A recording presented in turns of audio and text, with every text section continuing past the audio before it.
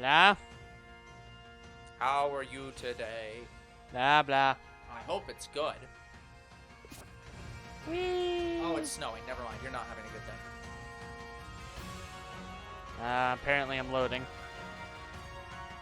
Loading. Please do not turn off game. Make sure to save often. Alright, we sound fine. Hello, people. It's us, TBGN. I'm your host, Shingaru. I'm your host, Older Bro. And we are back shiny hunting for Sobble. Again. Yeah, sorry about yesterday, guys. Unfortunately, Father surprised me with saying we're gonna go replace our phones. So that's what we did. And then I had to help him for like 4 hours with setting up his phone. It was actually longer than that. It actually took about 8 hours, but... He had to set up everybody's phones. I constantly answer questions. Like, it took us 3 hours in that shop. Yeah. To get all the information we needed to switch over. And then it took an additional 4 or 5 hours to help Father with his phone, transfer the data. Yep. Oh, man. By the way, guys, so I have my new phone set up. Apparently my headphones sound a lot better on this phone than my other phone. It's a miracle. So, yeah, if I didn't already have improved earphones, they're definitely even more improved now. And I like how, while I was there, they offered me, hey, if you want any accessories, we have some high-quality headphones. And I'm like, I got better headphones. I have better headphones, and I got them for free. Fuck you, me. Fuck you, bitch. So it just took a long time to get all that set up and done. Yeah. I swear there was something I was going to talk about. Oh, what was it? Good question. As with most things, it'll come to you eventually.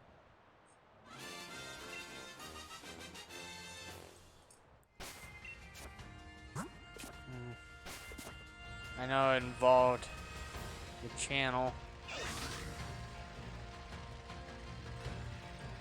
Wait, no, it involved, I think it involved Resident Evil, actually. So guys, I do plan to play the newer Resident Evil games. Unfortunately, due to my stream import, I can't just drop everything and play it. I can't even buy the new Resident Evil 4 at this moment in time because I just don't have the money to go get it. I'm waiting on some of my taxes to return, so when I get that money, I'll probably go buy it then. So yeah, I'll have Resident Evil 4 as soon as I can. Yeah! But I want you guys to know that I'm not going to, like, Resident Evil 4 Remake is not the next Resident Evil game we play. Hello, Swaz. Hey, When Swaz. will the bros kiss? Well, we don't plan to do any music covers for quite a long time on the And channel, also, Swaz. we're brothers.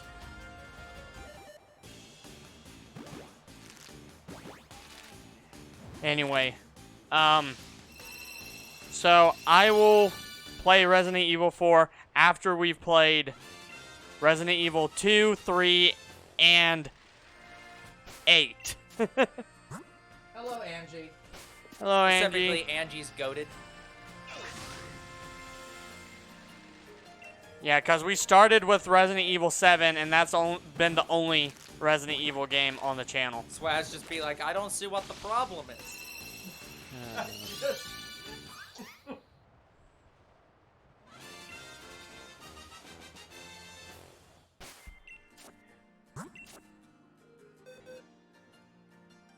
Angie, we are shiny collectors, so we just stream our attempts to shiny hunt. So, neither. I mean, feel free to trade or battle with anybody in the chat, but we don't do that kind of thing. But thank you for the follow. Thank you for the follow. Thank you for the follow.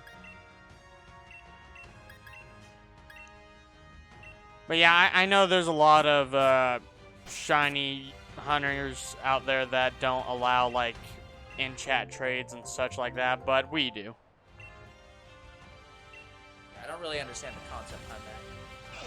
Yeah, like it gives you like engagement. I mean, I guess, yeah. And it gives you more friends in Pokemon.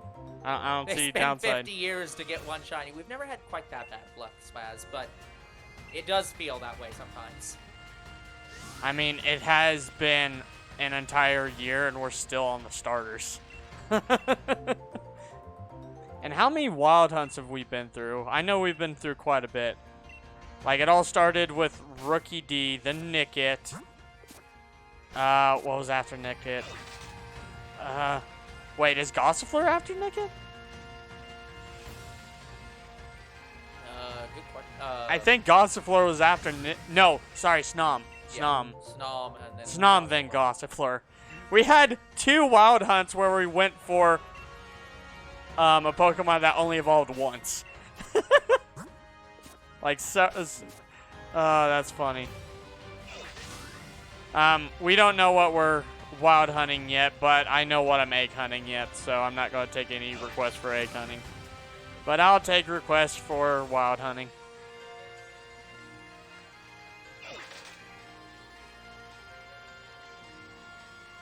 But yeah, more or less we're going down the list, but I go down the list until I get a suggestion. So just before I'm about to start the next hunt, I will take any suggestion from the chat. If there's no suggesters, then I go down the list. Yeah, more or less, but not quite. It's the fastest and easiest way to do things.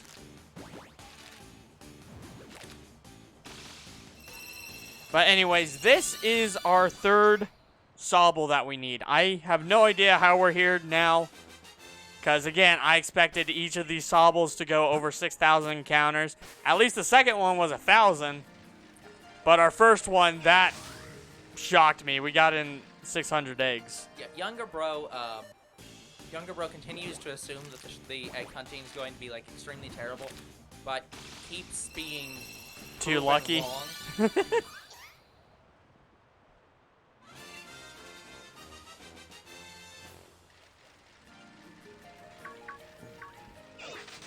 Yeah, I've actually yet to get a shiny Galarian Zigzagoon. Who knows, maybe I might wild hunt that next since, well, I've been, like, as I was shiny hunting Gossifleur, I kept finding brilliant Galarian Zigzagoon. And none of them were shiny. I had boosted odds with the shiny charm, and none of them were ever shiny. I still have only encountered 1 brilliant Pokemon that was shiny, and that was my random encounter, Stunky. Bruh. I'll agree. I like shiny Zigzagoon. Specifically Galarian. Yeah, Galarian shiny Zigzagoon, it's red, white, and blue. It's good. Of the red, white, and blue.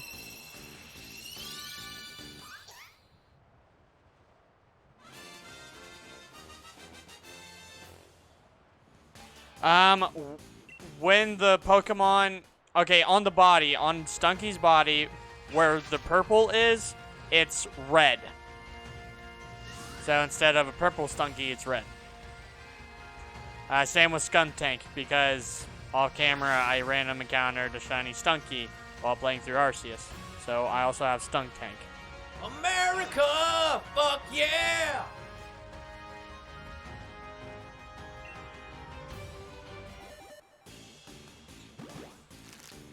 But anyway, guys, I do plan to play the next Resident Evil game I want to play as soon as possible. So before we play 4, I want to get through 2, 3, and 8.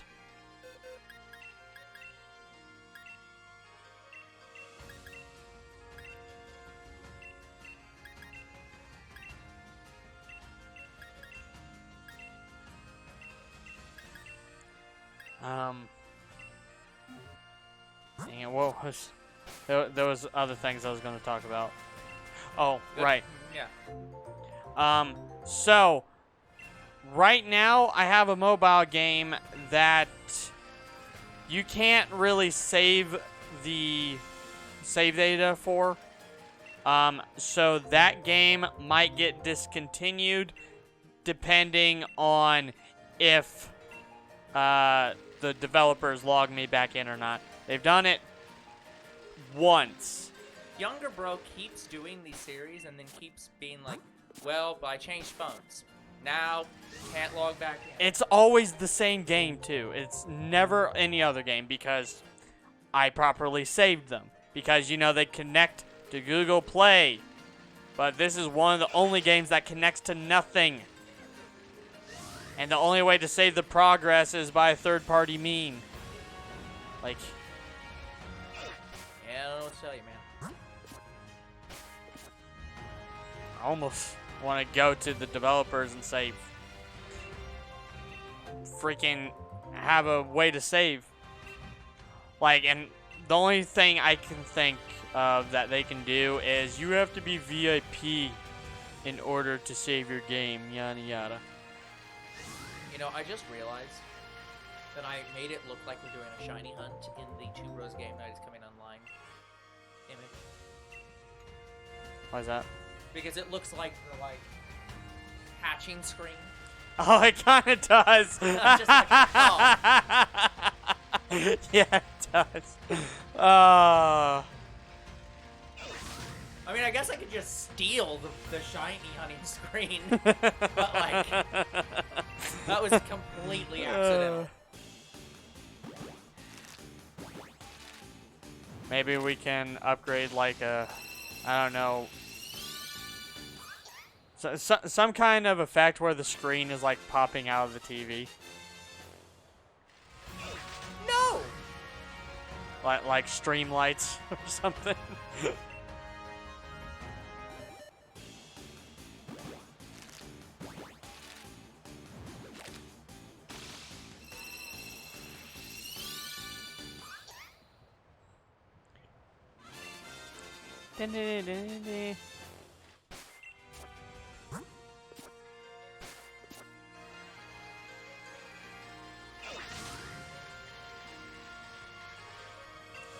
Yeah, by the way, guys, I'll go ahead and update you on my job situation. It's still not going too well.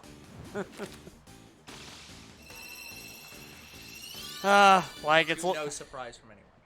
I've been interviewed by at least 3 new places, and none of them contacted me back.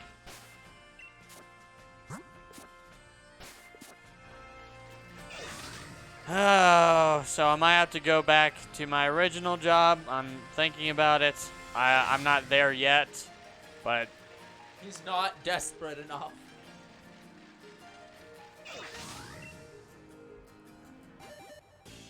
So when I get to a certain point, I'll probably just go back and beg for my job. If that doesn't happen, I have 2 alternatives. Maybe Father can get me into his job, or Older Bro can get me into his job. Well, given that he tried to get me into his job and failed, I wouldn't expect that. Here's the thing: if I got onto his job, I'd be a stalker, and it probably wouldn't be light or any of the sort. Like, I think it's one type of stalker. It's not multiple like Dunham's is. Yeah, guys, Younger Bro is, the Goomba King is very well known for his stalking of people. So if you see anybody behind you in the evening, assume that you're about to get robbed. Probably by Younger Bro. I'll cut you.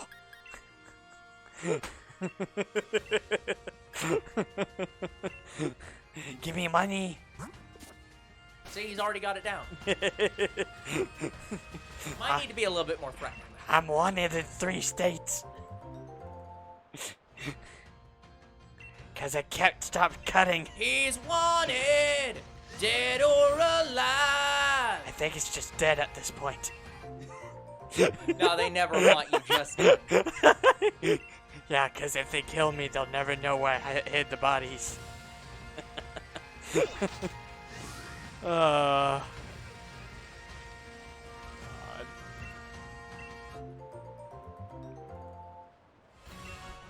It's okay, I'll be poor and stupid for you forever. You know, you're not supposed to say something that's that real. Oh. Don't worry, guys. I'll always be this stupid. Oh, yeah.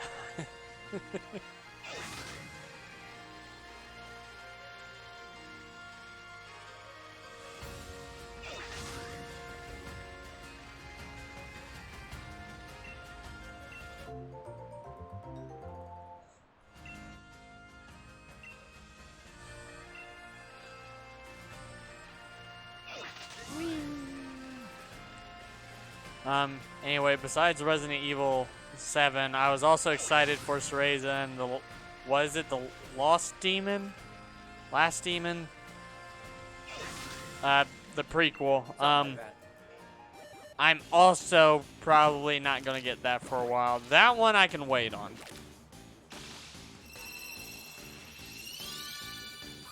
But Resident Evil 4, I want as soon as possible. Same with Hogwarts Legacy and the new Star Wars game whenever that comes out.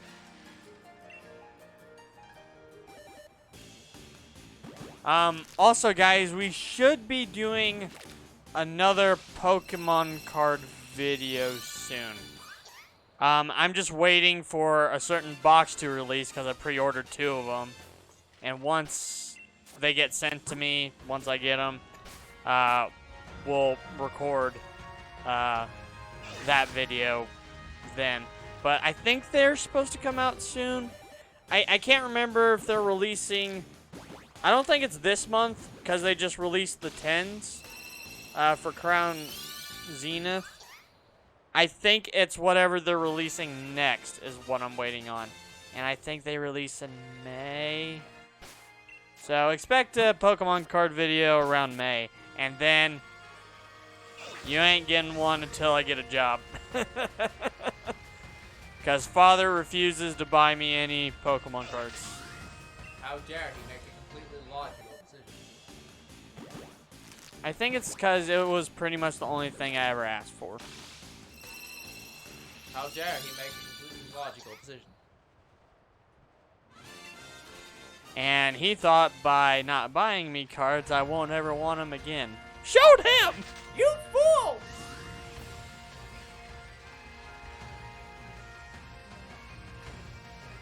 I thought it wasn't gonna like that. But yeah, guys, I love opening Pokemon cards. Same reason why I love shiny hunting. It is very exciting, especially if you get something good.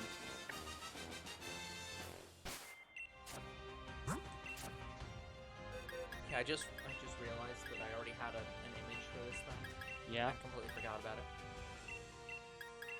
And now you're changing that image. I'm slightly adjusting that image.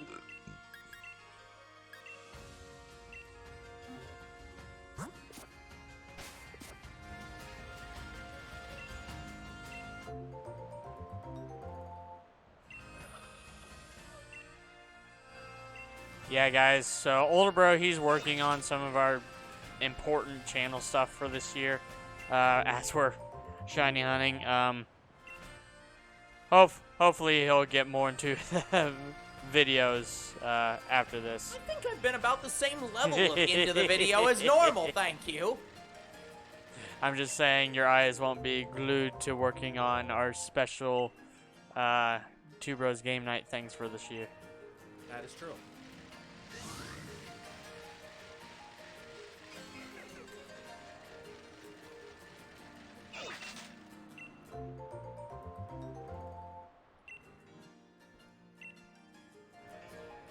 Anyway, I remember that we were going down a list of games we would like to get sequels for.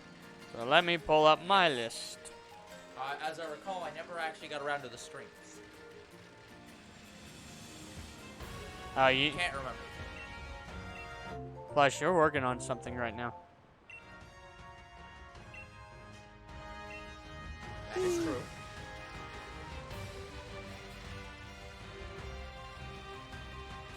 Alright, so we talked about Undertale getting sequels. We want that game series to continue as much as possible. Watch, Deltarune never gets a sequel, and it's like... I doubt it. It's like Earthbound, where it only goes to 2. No, Earthbound had a third one. Right, Earthbound did, but it was just Japanese. It's not in the U.S. It's not in the U.S., yes. I would like to see, even though I struggled with it, I'd like to see Celeste have a sequel.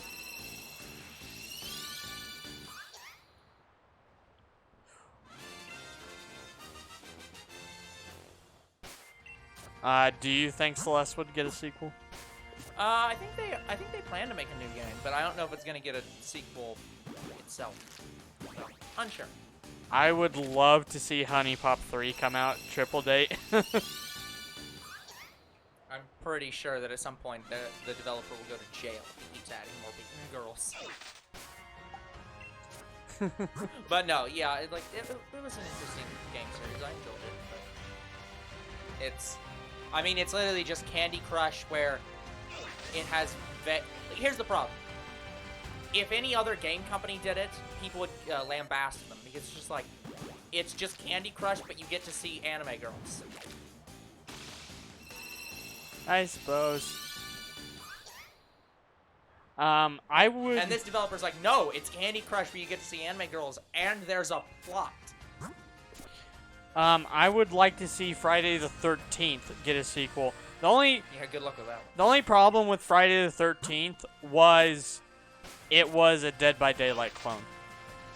You are put onto a map with a killer, and your goal is to either kill the killer or get away from the killer. Like, that's pretty much Dead by Daylight. Yeah! Except Dead by Daylight is more popular and more successful than Friday the 13th. So I rarely see anybody play it anymore. Praying for daylight. Though, I don't know which I prefer. I would say I would prefer Dead by Daylight more because you have a better chance to get away from the monster than you do Jason. Because in Jason, you have to call for help in order to escape. And the only way to kill Jason is to get your mother's jacket. And it also doesn't help that Jason knows where you are pretty much the whole time. Like, you can hide from him. There's a way to hide from him. But if you're moving at all, or if you're looting in a cabin, he will freaking see you. Like, there's no sneaking around Jason. Nope. But you can sneak around the monster in Dead by Daylight.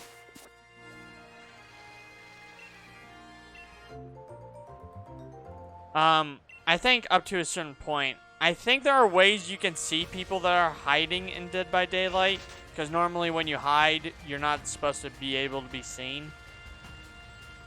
But I think it's specific monsters that do that. Or you have to wait for a certain amount of time if you're playing as the monster. Then you can start seeing people, but I don't know.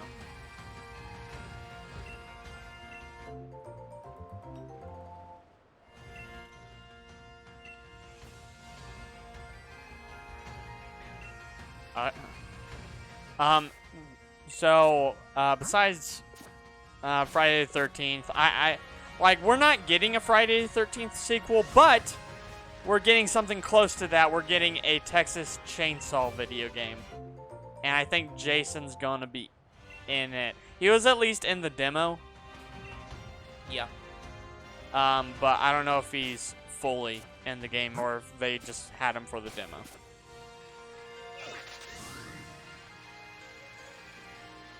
But anyway, now some games I would like to be brought back and made into like an HD collection or a remaster would be at least the first two Madagascar games by Toys for Bob.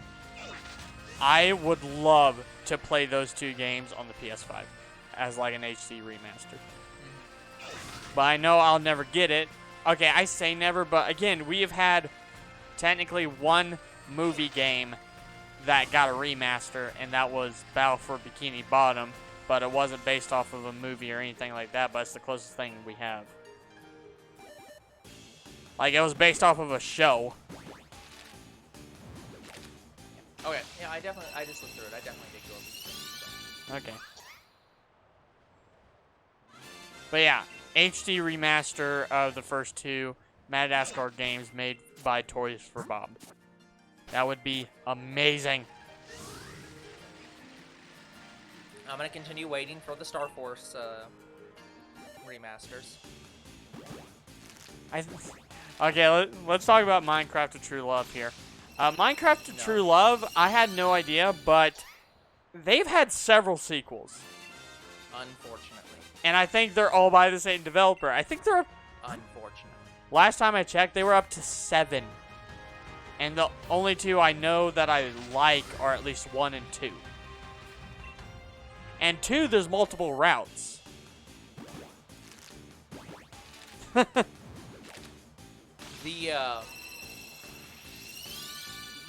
optics on those games are, I definitely don't hope that they continue making sequels. In fact, I would really hope they stop. For all we know, they have stopped, but I haven't checked them in a while. But the last time I checked, they were at 7. I know there is an actual Minecraft, a better Minecraft visual novel game because everybody reuses those sprites. Yeah. I kind of want to play that at some point. The one that's not about go screw every girl you find. And you're not talking about the... We're ignoring Minecraft to True Love. I would like to have a normal visual novel that is Minecraft, that is like Karawa Shoujo. Oh, okay. That's the kind of Minecraft visual novel game I would be glad to play. But yeah, guys, after we do Minecraft to True Love 2, I don't even know if I want to play the rest of them. I have to look at them to see if I'm interested, because I was only planning to go up to 2.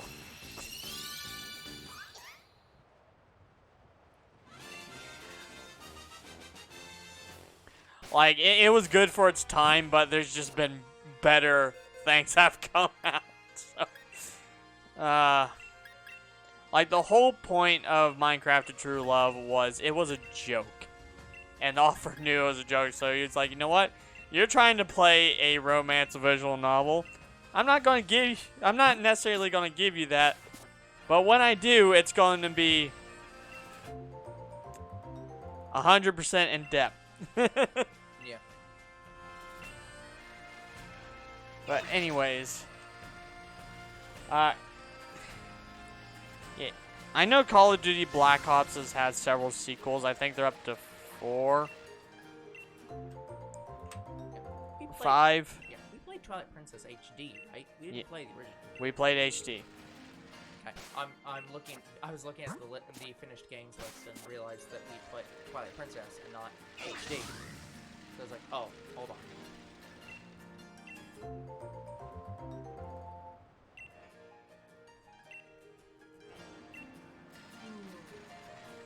But moving on, like, yeah, Black Ops. The thing about Black Ops is, in Black Ops 2, they did a time jump, and it was Old Man Woods and Old Man Mason. Yeah. So, by 3, they were dead, and by 4, they were resurrected weirdly, and 4 didn't exactly have a story mode. Yeah. Like, you had to go through, like, some camp training with the resurrected Woods. And then you get, like, an ending cutscene of sorts where you see Mason in a wheelchair. Yeah.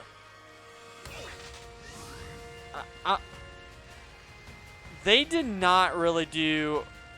Like, after Black Ops 2, they didn't really have a good story progression for Black Ops. Like, as soon as they hit 3, forget about it. Forget about it. Like, the thing about Black Ops is mainly... Actually, no, it's not just Black Ops. All Call of Duty games, the reason they're so popular is for the PvP, not necessarily the story. Yeah. And I kind of hate that. I don't want Call of Duty to evolve into only PvP. you're aware that Call of Duty's already done that, right? They already had a game that was only PvP, and there wasn't really a story mode. And people got pissed off about that, so they brought them back. Yeah, I think that was Black Ops 3, wasn't it? Or was it Warzone? Could have been Warzone. I don't remember. But point is, yeah, that's sort of already happened. But anyway, I just don't want them to rush a story mode just so that they can make the next game PvP only. That's kind of how I felt Black Ops 2 was. I enjoyed Black Ops 2, don't get me wrong, guys. I loved Black Ops 1 and 2. But once it hit 3, I kind of shied away from it. Alright guys, I'm done with the thing on the computer, so I'm going to be muting the mic and then adjusting the mic. So I'll be back in a moment. But anyway, guys, so are there going to be another Black Ops game? Yeah, there is. There's going to be even more Modern Warfare games now. They're remaking them all. But I don't know how many they're going to go up to for Modern Warfare. I've enjoyed Modern Warfare 1 Remastered, and I enjoyed Modern Warfare 2 Remastered up to a point because I couldn't pass the story mode for 2 because I was stuck and I couldn't progress. Hopefully we'll be able to figure it out when I play the game for you guys. So yes, they're probably going to make a third Modern Warfare game.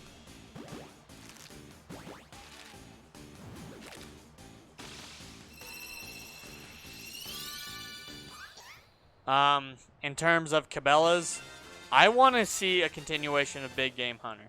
I want to see a continuation of Dangerous Hunts. And I want to see a continuation of African Safari. Like, we had one African Safari game. And that didn't go anywhere. So they made African Adventures. And then that didn't go anywhere. I've played both African Safari and African Adventures. African Safari was a much better game. And it definitely, like, if you didn't like the story mode or anything like that, it definitely played better. Like, how you played in African Adventures was more of a hassle than playing African Safari. Because African Safari, it was modeled after Big Game Hunter. It was just Big Game Hunter, just in only Africa. Okay, I'm back. And maybe that's why I enjoyed African Safari over African Adventures. Yeah, I'm sorry. You said that you wanted back Cabela's and then proceeded to list the exact same game 3 times. Dangerous Hunts is vastly different.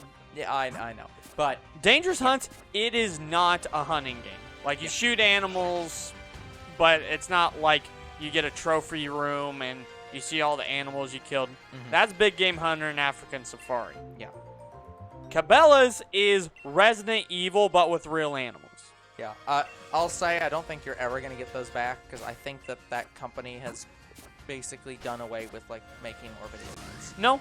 So there is still Cabela's video games being made. They're just new games, new franchises. They're not Dangerous Hunts and Big Game Hunter. Yeah. Which disappoints me. But I have not tried the new Cabela's games yet. I'll see what they're like. I am interested in them. I know there's one on the PS4 I'm interested in, and there's also one that's newer than that. I think is on the Switch. Another continuation I would love, Deer Hunt. Deer Hunt was really good as well. They had like 3 games for Deer Hunt. They had like 2004, 2005, and 2008. I don't think they've had any more since. I think those are the only 3 games they had. For what now? Deer Hunt. Cabela's Deer Hunt. That's the other franchise that they had for a while, and then they dropped that. Well, they had 2 different Deer Hunts. They had only 2? No, they had 2 different series of Deer Hunts. They had Deer Hunt and Ultimate Deer Hunt. Oh, Ultimate Deer Hunt is the new one, I believe. No. No? What's Ultimate Deer Hunt? Ultimate Deer Hunt was the original one. Deer Hunt was the sequence. They took away the Ultimate. So they had Ultimate Deer Hunt in 2001, Ultimate Deer Hunt 2 in 2002, then Deer Hunt 2004 season, and then Deer Hunt 2005 season. Okay. And that's it. I thought they had 2008 one. Not according to this. Then I'm thinking of Dangerous Hunts. Or Big Game Hunter. One of the two. Yeah. Like, I can't keep Cabela straight. Like, they name a lot of their games after the year it came out in. Or close to it. But no, I'm not seeing really any games after, like, any recently, at least. I thought they had one, like, 2019, 2020. They had a Cabela the Hunt. Cabela's Yes. the Hunt, which is 2018. That's the one I'm interested in. It's on the PS4, I believe. Yeah, but that's apparently it. I don't think they've made a game since. I thought they had another one that they released on Switch recently. No. It looks like that was the most recent game. At least according to this.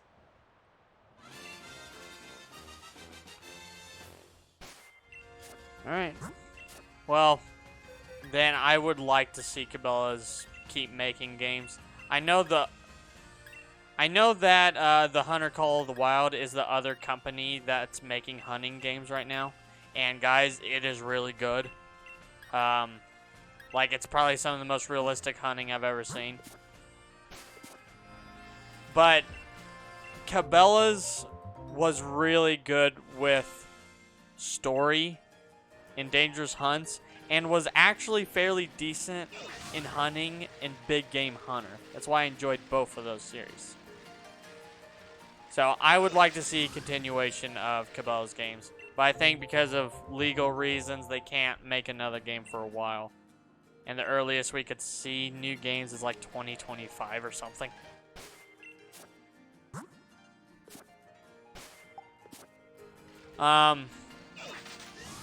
Probably another series I'd like to see a sequel for is Tomodachi Life.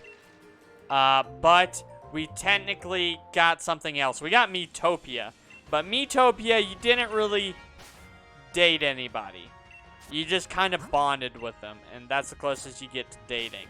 Like, you never have kids with your characters. You don't go on dates, really. I mean, okay. You do spend time together, but it's not really a date. But do I prefer Miitopia over Tomodachi Life? Yeah. I just wish in Miitopia you would do the same things as in Tomodachi Life. Like, you actually got with characters you want to get with. Make dating better in Miitopia, damn it. But anyway, I see Miitopia getting a sequel over Tomodachi Life. So that's probably going to happen. Because it got a port to Switch. It started out on the 3DS and then got a port to Switch. That's how good that game is. But I would like to see Tomodachi Life come back or get... Yeah, come back with a sequel or get a port to Switch.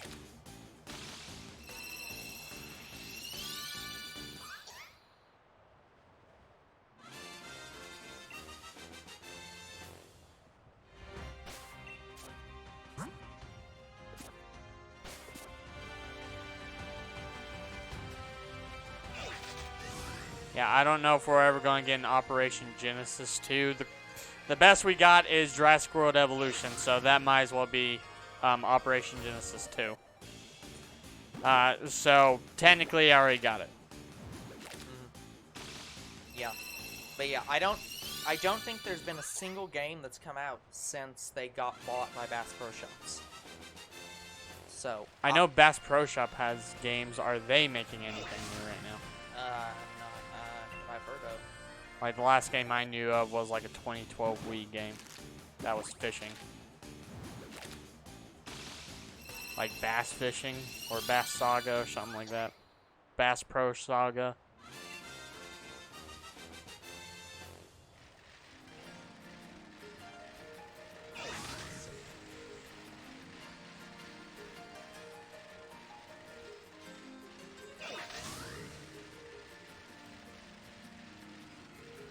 Yeah, I know Bass Pro Shops bought Cabela's, but Cabela's still made video games even after that.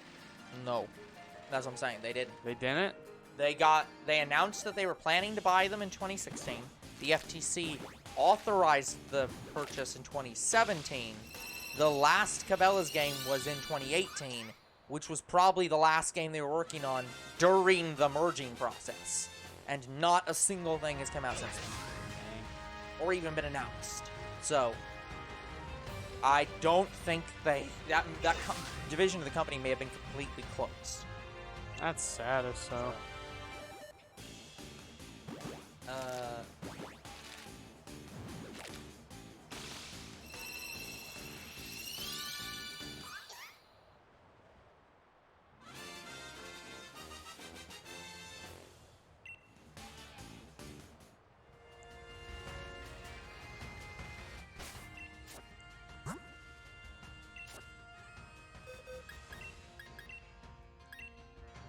It looks like they only have 3 games. Wow. Really? They have The Hunt. Oh, The Hunt is Bass Pro? Yeah.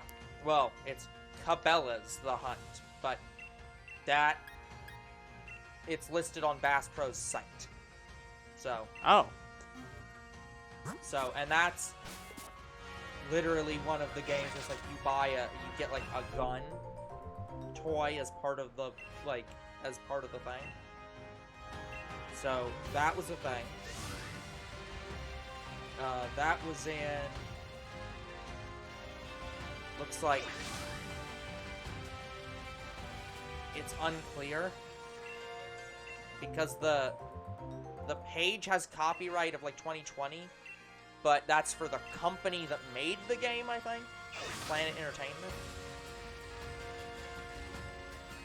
But I can't confirm if that game specifically. I'm guessing it didn't.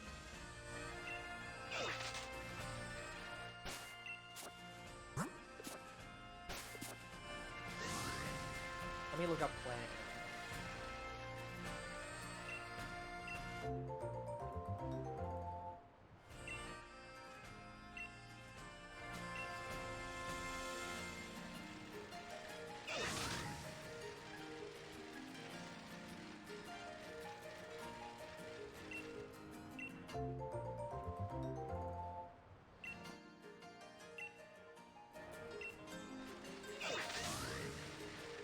But yeah, if Bass Pros and Cabela's are no longer making video games, that greatly disappoints me because they had some really good ones.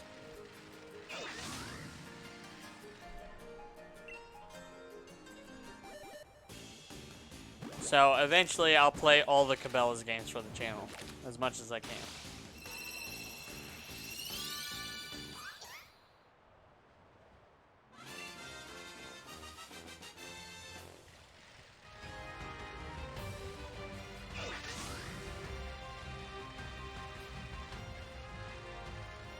It looks like.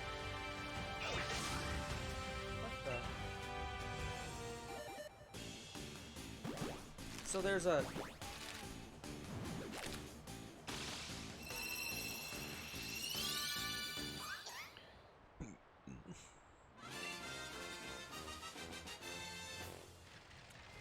So the company that makes these games is supposed to be called Planet Entertainment. Okay. However, when you search Planet Entertainment, the company that comes up is a mobile-only producer. And then there's a company called Galaxy Games.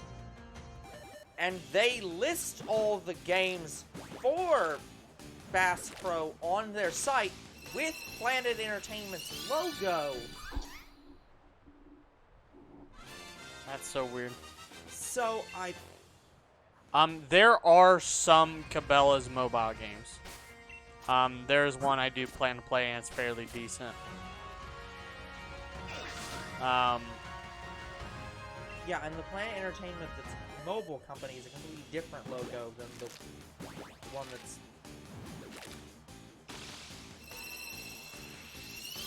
I don't know, something weird's going on. But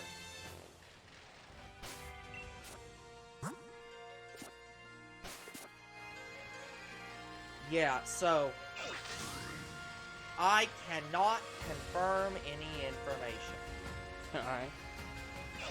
So yeah, please Bass Pro, Cabela's, please make some more games. I'm really interested in them. Another game I wouldn't mind getting a sequel for, but probably not gonna happen, is Senran Kagura Reflections. Like, it was a decent spin-off, but I think it made a lot of people uncomfortable playing it. Yes. For very obvious reasons. I'm waiting for, like, Honey Pop Reflections, where... that's triple date. Where you actually interact with the characters.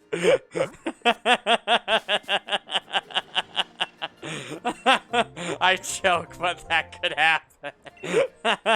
And full VR experience. Thankfully, it can't happen on the Hub network. Or the Twitch network. That's also true. I can't remember, did we look up and Reflexology is actually one of the games banned on Twitch, or did we just say it should be? It should be. Yeah, it's not. Yeah, it's like, Anyway, I think if they banned Reflexology, they would also have to ban the other games, because literally the other games, they're brawlers, and to beat your enemies, you strip them.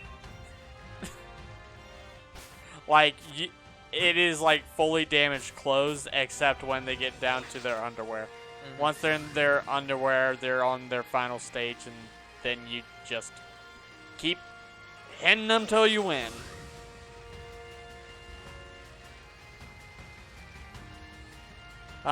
Anyways, so going back to Madagascar, are we going to get more Madagascar games?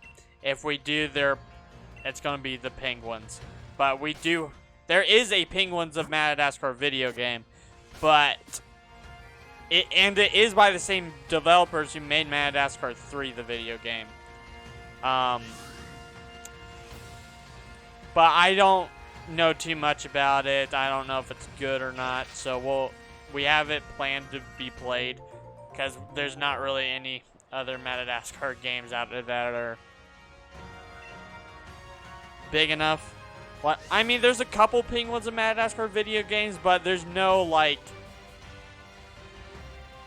I don't even know if they plan to make Madagascar 4. If so, will we even get a game of it?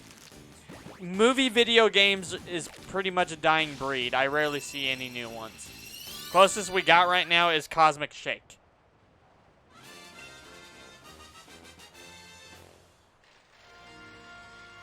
I'd like to see Sly 5, but they announced that that's happening. We just don't know when it's happening.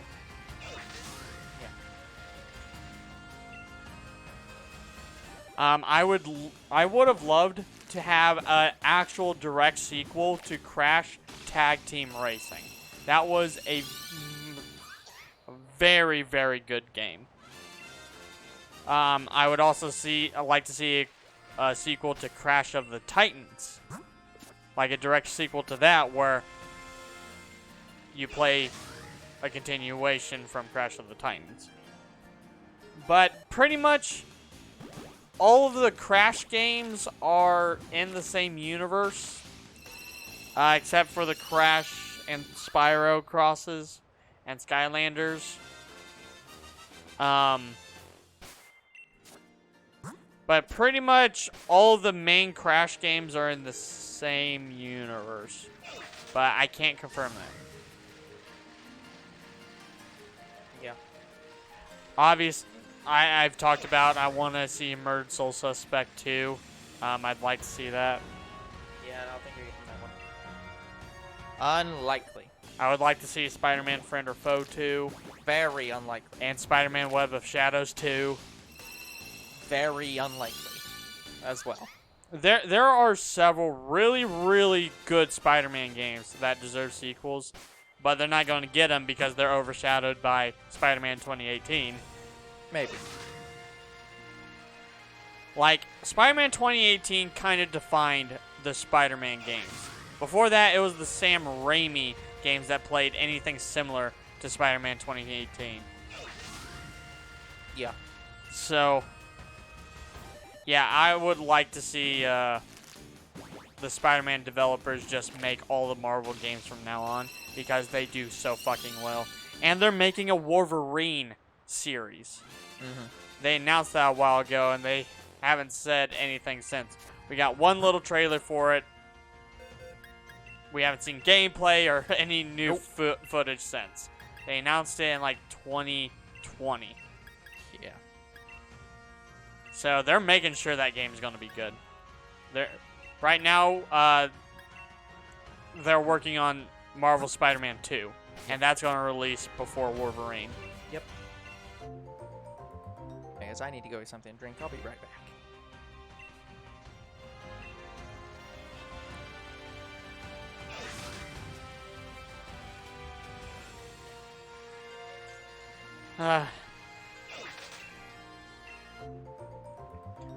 But yeah,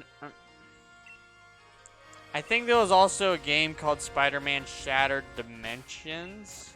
I would like to see a sequel to that, because I believe that game involved Madam Web, and she's a character that hasn't been around for a while. The last time I heard about Madam Web was in Spider-Man Unlimited.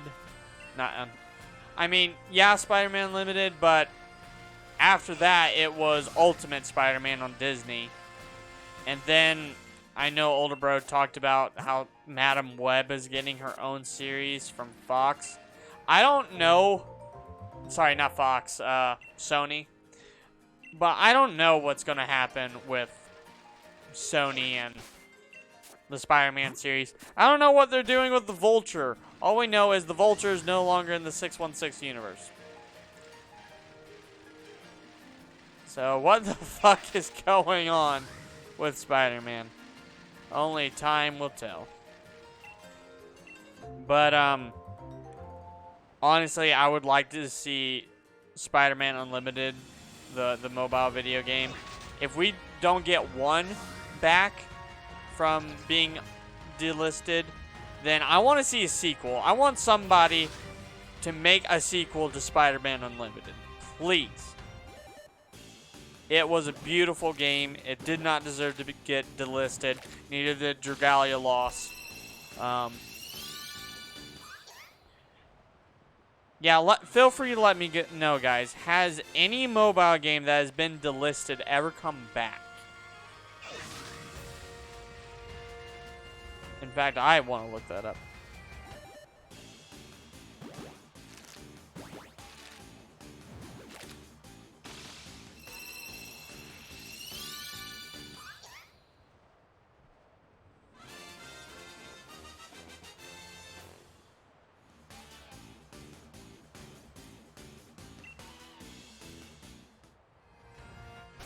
It seems like Angry Birds is one of the only games that has been delisted and brought back. Oh, boy.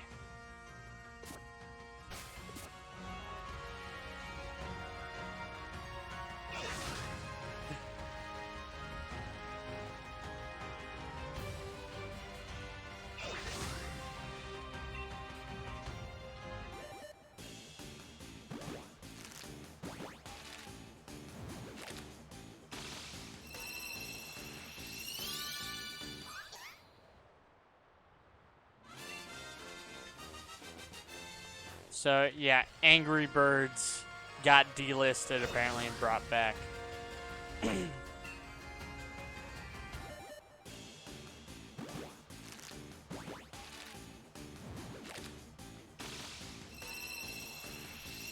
Yeah, and Spider-Man Unlimited went down due to Sony reasons.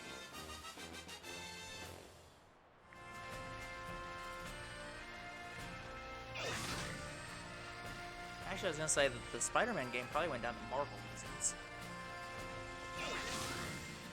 It was even being updated. Like, one of the last events I remember from Spider-Man Unlimited was a Thanos event because of Infinity War. Yep. But yeah, I don't think that Sony has the gaming license to Spider-Man. I'm pretty sure that they only have the license to the movies. It's because it's Spider-Man. That's... Yeah. I'm pretty sure they do have some gaming rights. I don't think so. I'm pretty sure that everything is specifically because the thing with any of these licenses is like all the specific things, like the comics and the movies and the games and stuff. They all have individually separate licenses, and I'm pretty sure that Marvel kept most of them. I think they only gave out the movie rights. Yeah, I don't know. All I know is But unclear. Spider-Man Unlimited got screwed over because they wanted more money, whoever the rights holder is. Yep. And they couldn't do that. Yep. Anyway, back to games. And they definitely did that. And here's the thing. Part of the reason they probably did that wasn't because they actually wanted more money. It's because they didn't want them making the game anymore. They probably wanted... What they probably actually wanted was a new game to be made. The only other game... Like, they've been making new Marvel games, but they haven't been really making new Spider-Man games. Yeah. For mobile, not for console. Yeah, guys, my back is killing me. Anyway, even though I had a hard time in Poppy Playtime, I would like to see it continue. Like, it was a... I liked the story, not the gameplay.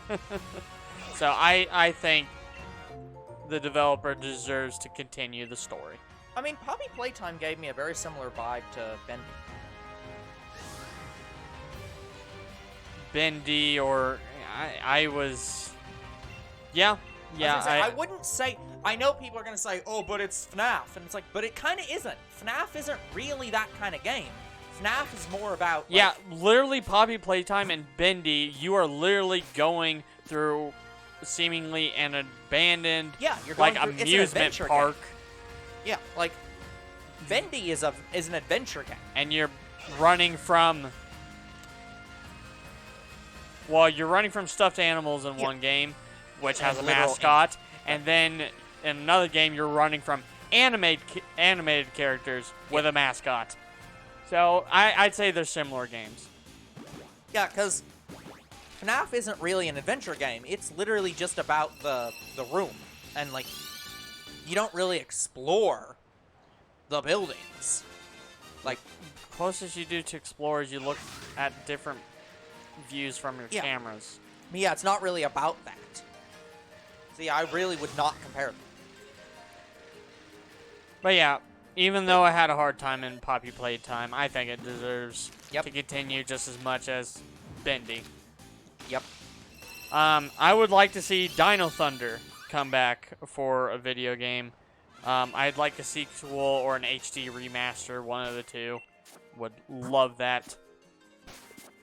I don't know if Lily of the Valley deserves a sequel. It was kind of okay. Like, it was just an okay visual novel. If it gets a sequel, whatever. Nobody's gonna get this reference, but I think they should continue Petscop. Pet what? Petscop. I don't know what that is. It's a fake game. Oh. There was a video series about a guy playing through a game he found called Petscop, and it's like a PlayStation game, and it's a game that never existed and was made up for this series, where it's literally just a horror. I think the end result is that the game is literally about, like, it's a horror series, but like the game is supposed to be like a Pokémon style game that was never finished. But it actually ended up being some kind of, like, experiment on, like, digitizing people. Because they have this section of one of the videos where they literally show off they have, like, a warning of, like, this game has been on for X 7,000 hours. Do not unplug game under any circumstances. If in emergency, do not ever depower. Call this number. And they literally show, like, at some point, they have, like, a picture of they have, like, an in-world, like, room where they show somebody going over and like sitting in front of the TV, and then they disappear from the real world, and it's like, what the fuck? It's a fucked up series, but it's very interesting. Yeah, speaking of like YouTube made games, when are we getting that MLP Sims game? That was being developed. It's like, they can't legally make it The Sims, but I think they were actually going to develop that after that series. I thought they were doing it. I don't know if they still are. I thought there was like a Patreon or something, like they needed to raise the money. I don't know if they made it or not. Regardless, Jurassic World Evolution, I know we're at Jurassic World Evolution 2 right now, and it's not done. It's probably going to go up to 3. I know that they announced another trilogy, so as long as they keep making movies, we're probably going to keep getting games. By the way, speaking of Jurassic Park, I found out something, and it was bad news. Remember that Jurassic Park fan game that they were about to release? No, but continue. They got sanctioned to hell, and they can no longer release it. Yeah, because that's what happens when you attempt to release a game for a series you don't have the copyright over. So everybody was disappointed, like especially the big Jurassic Park YouTubers. Yeah, like that's the thing. It's like they're disappointed, but it's like this should never. This is the expected thing. Like you should never be disappointed because you should never expect it to get released. If it gets released, they're committing a crime. Just the expectation should be, hey, dumbasses, you're going to at best get a takedown request. At worst, you're going to be paying this company millions of dollars. Don't. So if people give them enough money and they actually can buy the license and continue making that game, I hope they do it. Here's the problem. In a lot of situations, it's not about the money. Here's the problem with games. A company is not required to give you a license. They can just say no. And in many situations, companies just say no. They don't want anyone that they do not personally pick to make games for them. So 99% of the time, if you ask somebody, can I get a license for this? They'll say, no. Dang. That's not, unlike music. Music, they legally have to give you a license. It's non-optional. That's why cover music exists. It exists because they are legally obligated by law. I know I said legally obligated and by law, and those mean the same thing. Shut up. They are obligated by law to give you a license for some fee. And I don't remember what the exact fee is. I think it's a couple $1,000. I think it's much cheaper than that, but unclear. But yeah, like they are legally obligated to give you that license. 400 encounters.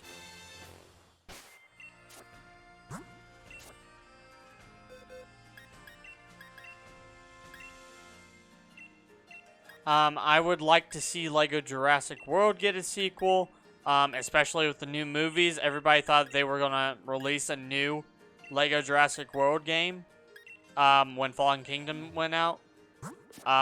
They didn't, so everybody assumed they were waiting for Dominion. Well, Dominion's out, and we still don't have any confirmation if we're getting a Lego Jurassic World 2. Please do it.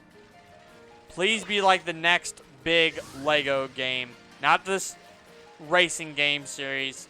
I want you guys to make a game that was similar to Lego Star Wars Skywalker Saga, just with Lego Jurassic World characters. Please do it. Like Lego Jurassic World 2, I would stop everything for. That would probably be a game I would. It is apparently still in pre-alpha. Oh, for MLP Sims? Yeah. Oh, sweet. And speak of the devil, as we just got a new comment on MLP. To no one's surprise. I would like to see Red Dead 3 come out. Red Dead 2 did amazing, and I think it's still doing well. So I think we will get a Red Dead 3.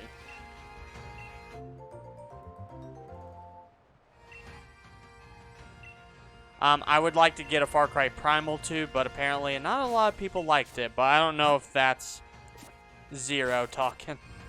I know Zero hated the game, and I don't understand why. I know he's told me several times why he hates the game. Who now? Zero. Like him hating Far Cry Primal. I know he's told me several times why he hates that game, but I just can't see why, because he loves Far Cry. I think it's because he doesn't like... That's not a main game. Well, yes, but I think he doesn't like the fact that it's... I don't think he likes the... I want to say the nature aspect of Primal. I don't know how to describe that. Like... He doesn't like all the stuff that makes Far Cry Primal Primal. He likes all the stuff that made Far Cry Far Cry. I don't know, I haven't played the games enough to exactly explain that, but like... It wasn't Far Cry enough for him. He didn't like the non-modern day, non-standard Far Cry features that Primal had. But it played exactly like Far But Cry it wasn't, 4. it's not the gameplay. It's not the gameplay. He just doesn't like the set in the past stuff. Anything related to the past. I thought that was cool. Doesn't like it. So, if I remember correctly. Like, it kind of gave me like an Assassin's Creed vibe. And I think that's part of why he didn't like it. Especially when they went back to Egypt, which is... Well, it's not the oldest anymore. Is Vikings after Egypt or alongside it?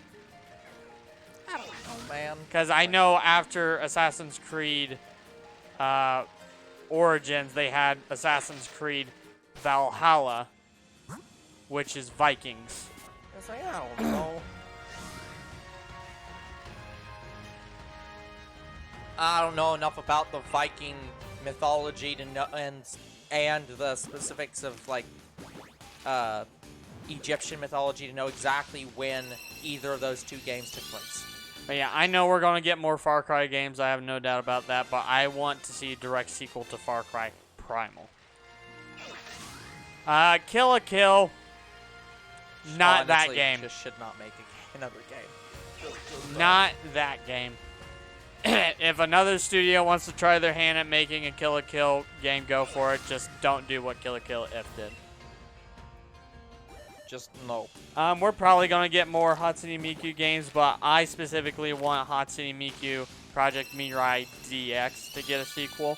Now, for those of you who don't know, Hatsune Miku Project Mirai DX 2 technically exists, but it's weird. So Project Mirai, it is called 2 in Japanese.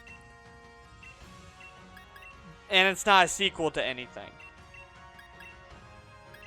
So, Project Mirai does not have a sequel. I do want to see a direct sequel or a port to Switch.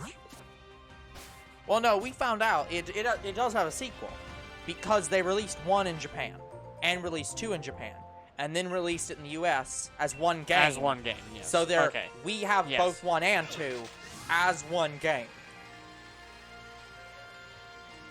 Also, but the thing is, I don't think they're ever gonna make a new Mirai game, because I think the Mirai games were the ones for handheld, and there just aren't handhelds anymore. They made them for the 3DS. Yeah, and that's what I'm saying. Since Switch now is the main console, and they can just release we could get Diva games on Switch, I don't see any reason that they're ever gonna do. But I could see Mirai them again. doing a port of it, because I liked the chibi aspect to it. It was Hatsune Miku chibi. It was very cute.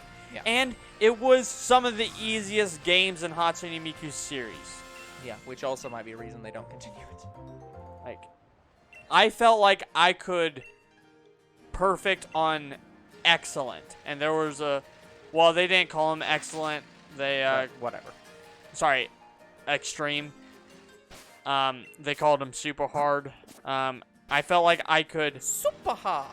I felt like I could perfect those. But in Hatsune Miku's main games, I can't. Like, it's not gonna happen. I'll go so far, and then once I hit can't go anymore, then I probably won't play the rest of that game for the channel. Grand Theft Auto 6 is happening. I believe it's getting developed. They keep saying that. They announced it, but right now, GTA 5 is in the same boat as Universe 2, where they keep releasing DLC. They keep saying that they're working on the next game, and they're just going to take forever to release the next game. So, is GTA 6 going to happen? It'll happen around the same time as Universe 3 happens. Resident Evil Resident Evil is still going to continue making games, so I'll be excited for Resident Evil 9. And I know probably the next Resident Evil game they're going to make is either going to be 5 or it's going to be 1. And I hope it's 1. For some reason, I wanted it. My brain immediately went to 1, 2, 3, 4, 5. Yeah, that song. The 1, 2, 3, 4, 5. I cannot go high enough. I don't understand how the fucking singer of that does a like a 1.5 octave jump or whatever, where she goes from 1, 2, 3, 4, 5. And it's like, how the fuck do you do that? That's too much of a jump. Auto-tunes. It wasn't. She's good at her job. She just has that much of a range where she's like, she goes down from like a low tenor to a high soprano. 1, 2, 3, 4, 5, 6, 7, 8, 9, 10, 11, 12. Yeah, Fallen Order is getting a sequel. Very excited for that. I like how when I was going through the list, I just eventually stopped going through every game because there was no, I was like, I don't need to talk about the games that don't have sequels. It was just taking so long. It was just like, oh, fuck this shit. Pokemon's going to continue. The Universe 3, we talked about that. Hatsune Miku talked about it.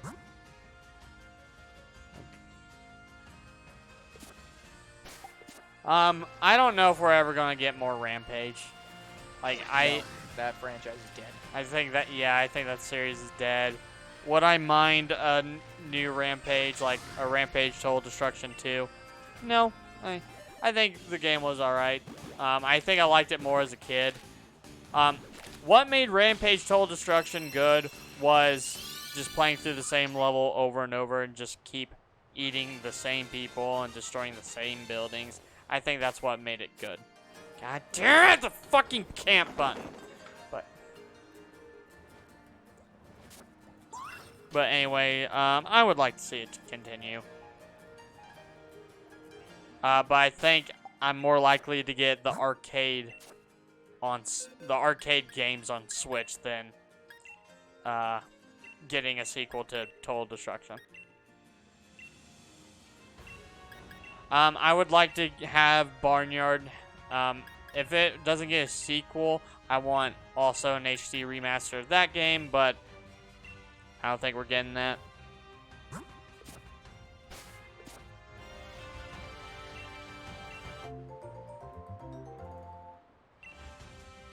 I don't know if we're going to get Marvel Ultimate Alliance 4. Ultimate Alliance 3 was definitely the more challenging of the first two games. Like, literally, you cannot play 3 unless all your characters are max level. I could go through Ultimate Alliance 1 and not be max level. 2, you kind of had to be decently leveled to beat, and 3 is just ludicrous. So, I don't know if it's going to get a continuation, but Marvel Ultimate Alliance 3, it's probably going to be dead there. I don't think we're going to get any more games. Yeah. I don't know if we're going to get a Lego Batman 4. I mean, we technically did. We got Lego Batman, the movie, the game. But I don't know if we're going to go beyond that. Maybe if they make a Lego Batman 2 movie. I could see that happening. Otherwise, that series is probably dead as well.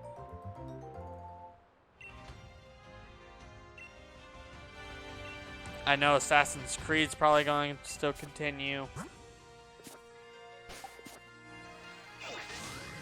We talked about Vampire a lot. I would like to see a similar game like Arceus, like a direct sequel to Arceus. Pokemon Legends Celebi. Would love to see it. I would love Fossil Fighters to continue, but not how 3 did Fossil Fighters. Fossil Fighters 3 kind of killed Fossil Fighters. And I would love a Dragon Ball Fusions 2. Dragon Ball Fusions 2.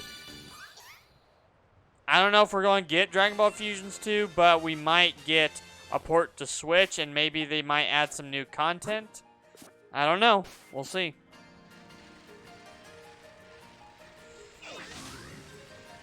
I think I've gone down my list. I think that's pretty much all the games I've played. Well, except for mobile games. Okay, I would like to see Jurassic World Aftermath 2. The developers of Jurassic World Aftermath, you did wonderfully, and I'd like to see your series continue. Same with Doctor Who, but Doctor Who actually did get a sequel. There is a sequel to Edge of Time, and that is Edge of Reality. So that is a direct sequel to Edge of Time.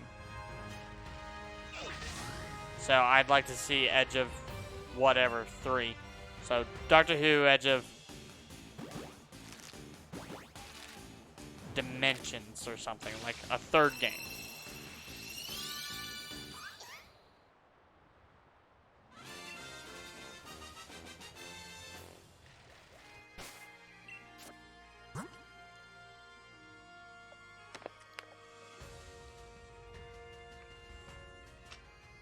Never mind. I haven't talked about all my series. What am I talking about?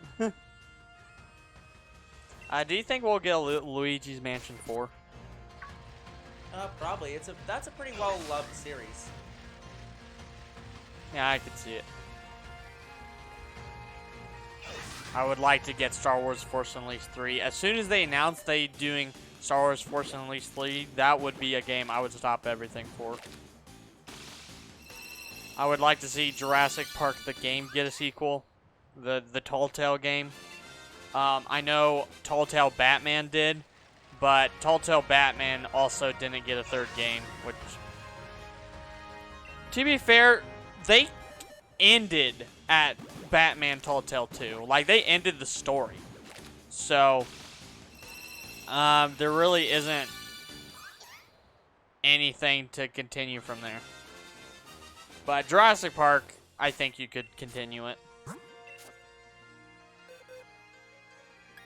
Hitman Absolution, we're probably going to get more Hitman games, so we're just waiting on Hitman 4 now, because they made Hitman 3, so that's probably going to happen.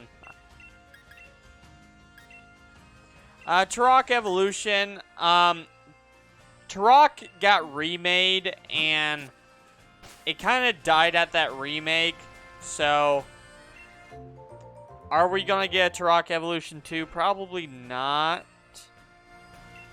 And Turok has been dead since the remake, so I don't think it's coming back. Or if it does, it's going to be remade again.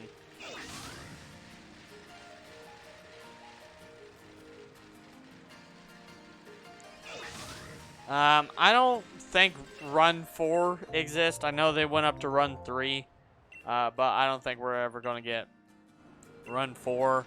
I don't think Dune Buggy Tunes is going to happen. But Dune Buggy was a nice browser game to play.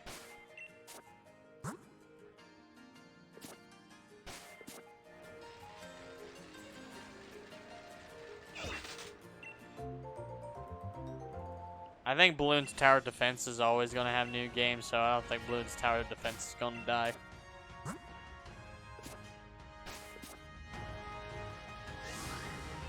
We'll probably get more Call of Duty Modern Warfare games. They already set up for the next game already, so that's happening. I would like to see more Mortal Kombat.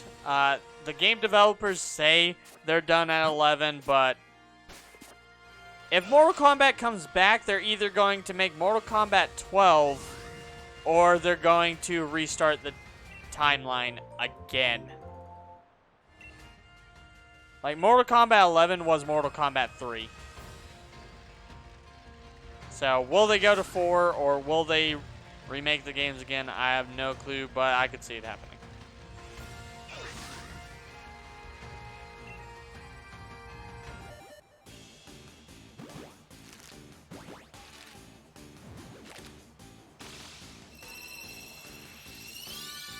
Okay, I think I've pretty much talked about all the games now. It's a miracle. But so that MLP, Sorry, I need to stand up a little bit, guys. My bad. so that MLP game is in pre-alpha. Does that mean it can't be played still?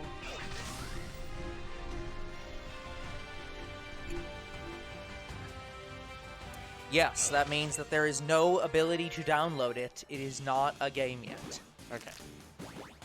It is just a series of videos that, again, were not made in an engine. Those were actually just Animated. animated. And the game is taking those video base and stuff and turning it into a real game. And how long have they been working on it now? Since those videos came out. So several years, and they said that they're hoping to have an alpha soon. They're still in pre-alpha. Yeah. Must be hard working on that game. Well, especially when you're a small community. Still not as bad as Yandere Simulator, which we'll never release. Like, MLP Sims is probably a game either of us would stop everything for. I mean, maybe. The thing is, it's not a... It depends on how the game's structured. I'm not a big Sims fan to begin with, but... Then I'd probably do it's it. definitely something that interests me to see. Because there's not too many other games that are like Sim clones. Like, I know there's one coming out right now. It's like called My Love Life or something like that. I know it's coming to Switch. I mean, to be fair, there is a... Well, I guess it depends. What kind of Sims game are you looking for? Because if you're looking for, like, the city builder ones, there's plenty of those. No. But if you're talking the family relationship crap... Where you build a house and you build a family and go on dates, stuff like that. No. Yeah, there really isn't. It's not that I'm aware of. Well, this new game coming out, it is like Sims. I don't know if it's by Sims, but... Doubtful. It's basically the same things. Yeah. Except... I don't know how much control you have. Like, I don't know if you... Like, you can build buildings and stuff like that, but I don't know if you can design characters or you're just put on a map with characters and you have to do something with them. There was a game franchise I really loved playing as a kid, and I can't remember what it was now. But it was sort of like that. But I can't remember. Oh, by the way, guys, so there was just an announcement today that this is not game related, this is anime related. They are making ReZero Season 3. Really? We will be still watching ReZero Season 2, but because we haven't gotten to that yet, but they have announced Season 3. More anime news. They're doing a spin-off for Konosuba of sorts. Yeah. We think it's a prequel, but there's not a lot of information on it. It is unclear if it is... Basically, what we know is that Megumin is the main character, and it takes place... During her... At some point, because her sister is there, and she is there. Her sister's there, she has the cat, and she looks full-grown because in the flashback, she was younger. Yeah, so... We don't know yet, but we know it's a full anime. Yeah, we have no idea if this is Konosuba Season 3. It is not Konosuba Season 3. That part is clear. It is a spin-off. But... We don't know how connected to Konosuba it is. Yeah. Unclear. She's just refusing to give me the last egg, and the first egg in my party is going to hatch.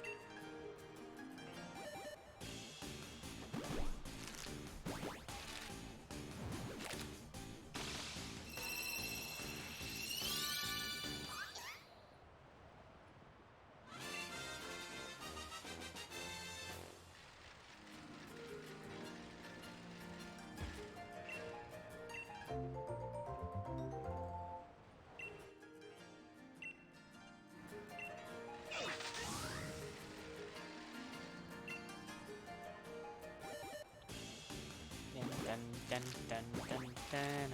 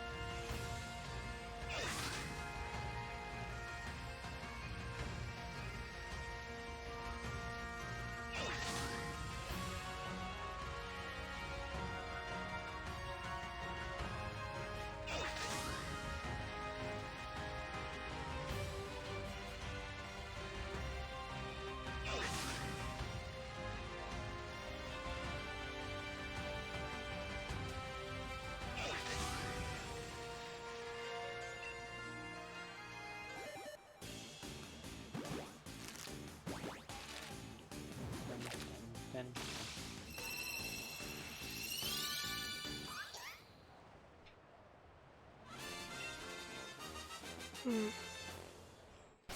Sorry, guys. I guess we're all talked out.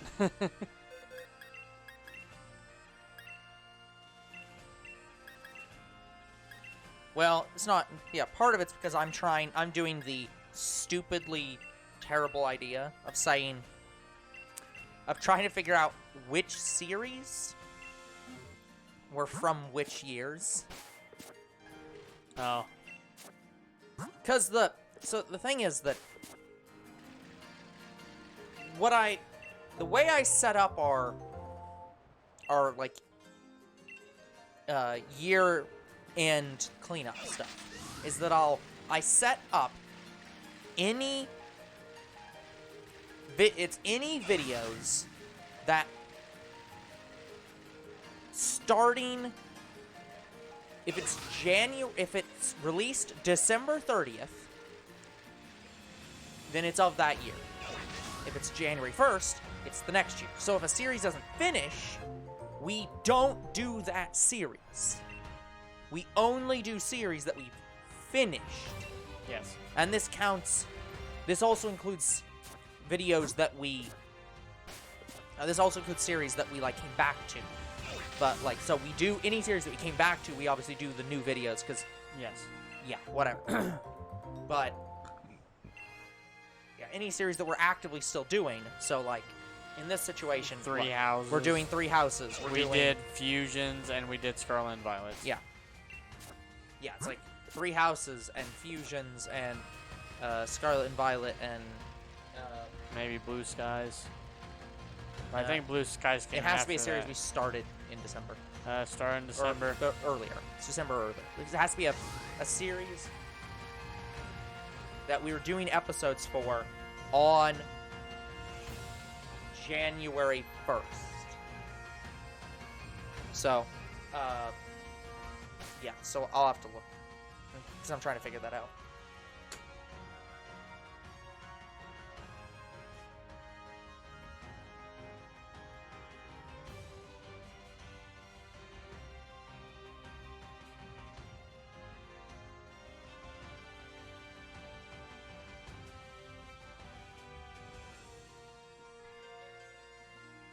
And I can't really figure out off the top of my head because.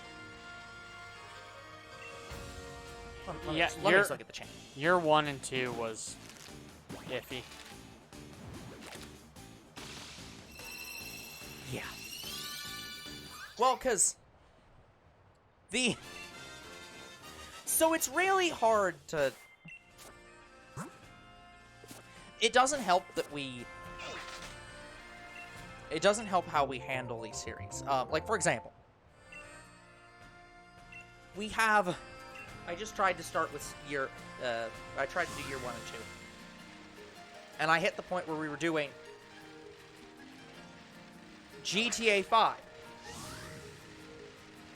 And we're also doing Jurassic World Evolution. Yeah. And it's like... Guys, I was doing it every other day. Yeah, and so it's like, oh my fucking god, what were we doing? Like, it was mainly my streams for a while. Hello, Endless Loves. Endless love, aw. Hunt's going decent. We're on our last Sobble that we need, so I'd say all in all pretty good. So far successful. We're at 426 encounters for our third Sobble. And I'm expecting to get 1 Shiny Sobble between now and 1,000.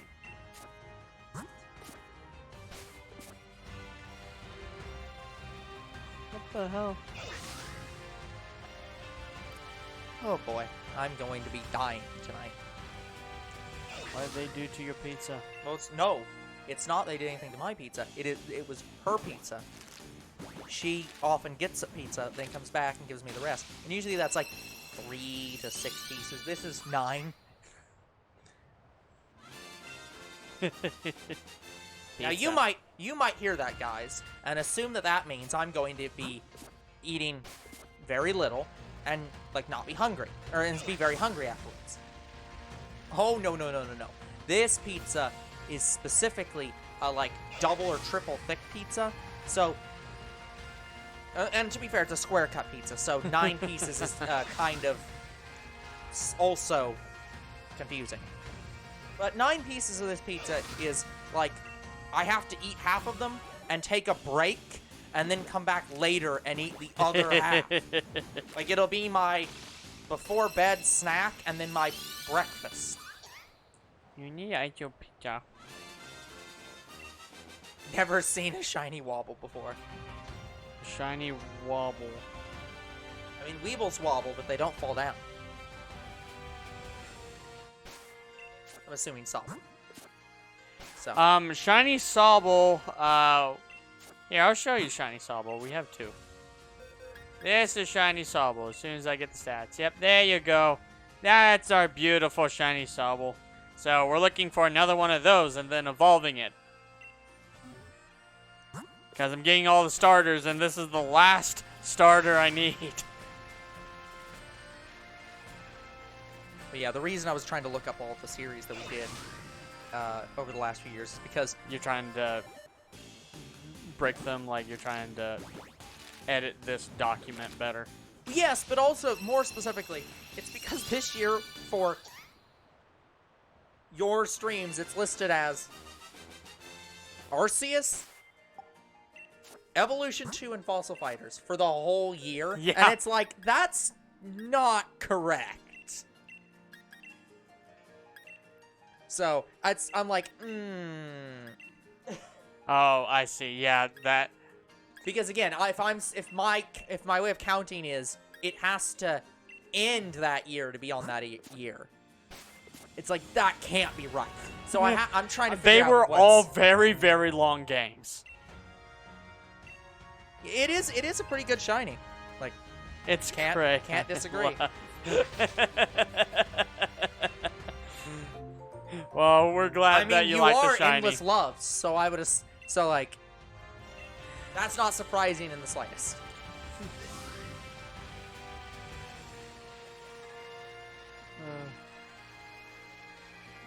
It was love 10 feet away. I knew there was a hole in these pants.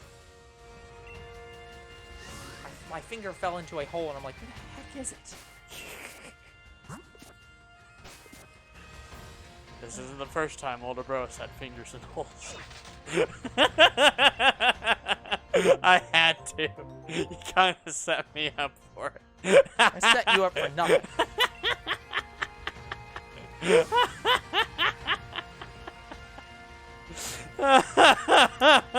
Also, I had a fiance. Like, oh man. So where are you going with this, man? My favorite Pokemon is locked behind a DLC. Well, I'll recommend the DLC. The DLC is nice to have. Because you get to shiny hunt more Pokemon. It's also the, replacing the, third version of the game, so. And it gives you more options for raids. Fair. Yeah, you don't have to just raid from the wild area. But Dynamax Adventures is eh. I kind of don't like it.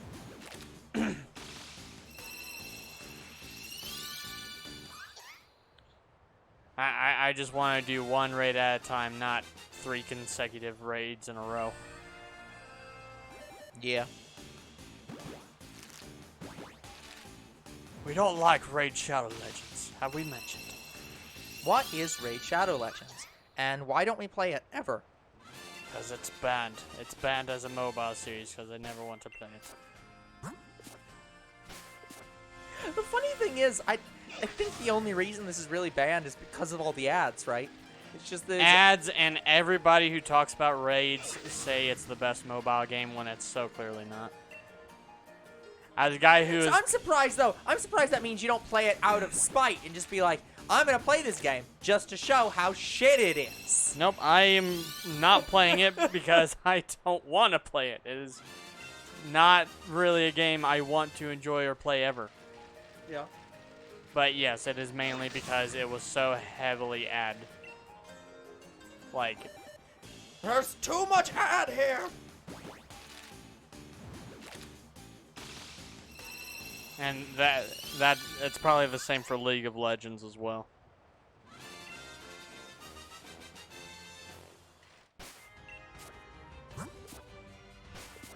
Yeah, there's a lot of mobile games that just don't have ads at all. Like, the word never gets out for them really until people start to play the game gets bigger, and that's when the ad starts. I mean, there's a lot of games like that, though. That's why indie games are a thing. Where it's like, this is a small game that nobody's ever heard of. Which makes it weird when Switch games do it. Like, I've seen ads for Bayonetta 3. I've seen ads for Metroid Prime Remastered. I've seen ads for Cereza and the Lost Demon. It is... What? They are presenting Switch ads like they're mobile game ads. Oh, okay. And I'm not really liking that. Yeah, that's fair. I was like, what the heck are you talking about? But as normal, it's because Younger Bro is like on a completely different topic, and like, I swear, guys, sometimes I've asked Younger Bro several times, like, just what the hell he's on about, and like, could you please somehow connect this to a topic that we were talking about?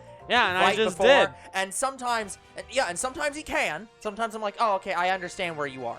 But there's other times where he just says something, and it's just like, that's completely disconnected from literally anything, and there is no logical way you could ever connect it. And it's just like, no, I don't understand how you don't get why I was talking about this thing and then suddenly went off to talk about something else that was not in any way connected. That's moving on to a different topic. It's not even something as insane as, like, we're talking about food, like burgers, and he starts talking about seashells or something. Like, it's something, like, so illogical. Like, he said things that are so unconnected, where it's like, we're talking about games, and he's suddenly talking about the fucking moon landing. Or some shit, where it's like, what the how did you get here? Just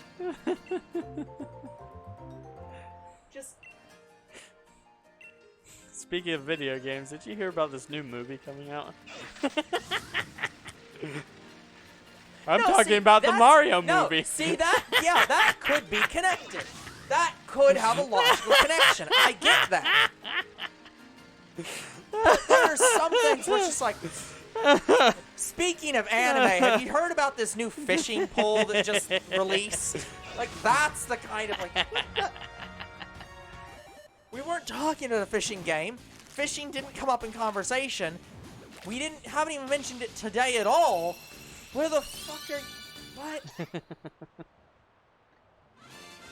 As normal, guys, Younger Bro's brain is beyond our comprehension and understanding of anyone on this planet. It's just Younger Bro, and that's it. People like the younger bro. That may be the case, but that's not necessarily because of this. In fact, I'd go so far as to say it's probably in spite of this. But people laugh in the DLC playthrough. Also not necessarily because of this. Oh, man. That's why we keep playing those games. Because we say outlandish things about DLC.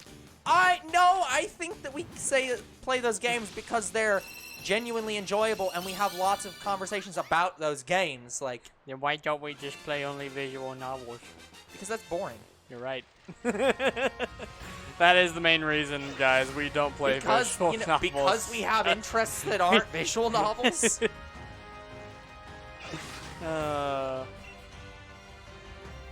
One day I'll collect all shiny Pokemon. Yeah, that's why we're here. Doing one shiny on a day and then moving them into a mobile series because taking too fucking long. Trust me, guys, he will never have every single shiny unless he hacks them. He will never get them all. Pokemon keeps releasing new games faster than he can collect them all in game. For all we know, like, the shinies I miss, I'm going to random encounter in the next games. And could be, but remember, with the new games, they don't always have the same Pokemon in the later games. So sometimes Pokemon only show up for one game, and that's it. But we have completed games, at least one of them. We have completed Gen 1. We need no more Gen 1 Pokemon. Until they make forms. Yes, but in terms of straight up Gen 1 Pokemon, unformed, we have every single shiny. No exceptions. I think the next game we're going to complete is probably going to be Arceus. Could be. Because with the amount I'm playing of it off camera. Could be. Like, I have nearly 3 boxes full of just random encounter shinies. Yeah. Yeah. And 2 of those boxes are extra.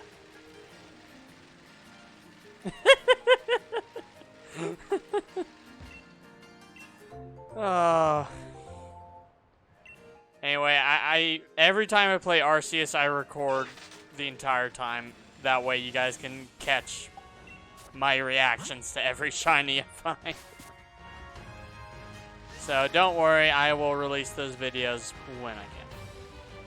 Like, I have to schedule the series first, and then make what I have into seasons, and go from there.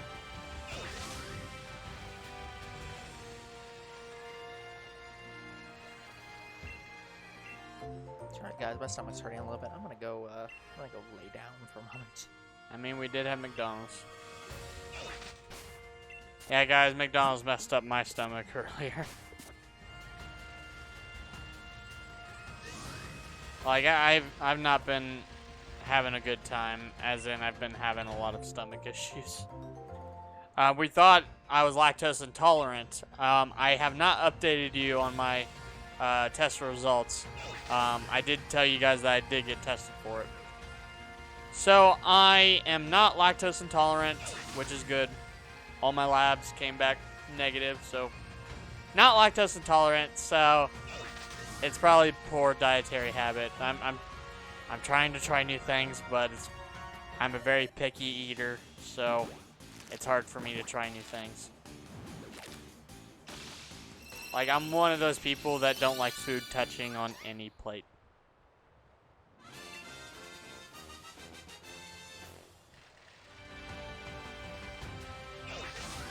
Like, there's very few foods that I will allow on the same plate. Like, ribeye and fries, for example. Those I don't mind on the same plate, but I don't want, like, macaroni on the same plate as, like, spaghetti and noodles. That's the kind of stuff I don't like.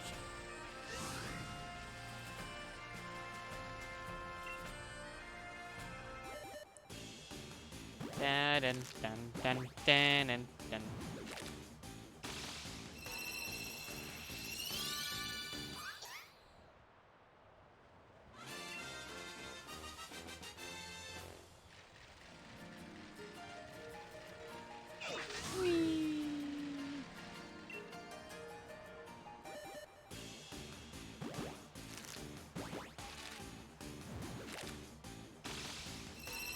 Yeah, guys, hopefully we get the Shiny Sobble soon. Are we gonna get it within the next 3 streams? Depends on how many encounters we get through this stream. We're up to 400 now. So, I'm expecting to get it around 600. So, I think we can get it within the next 2 streams. Or maybe we get it this stream and I get lucky.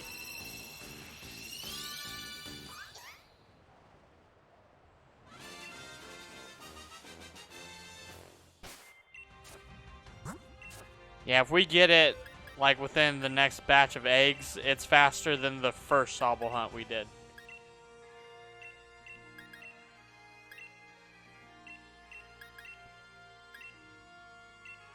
But I'm expecting it to be like the second Sobble hunt, where I get it around encounter 1,000.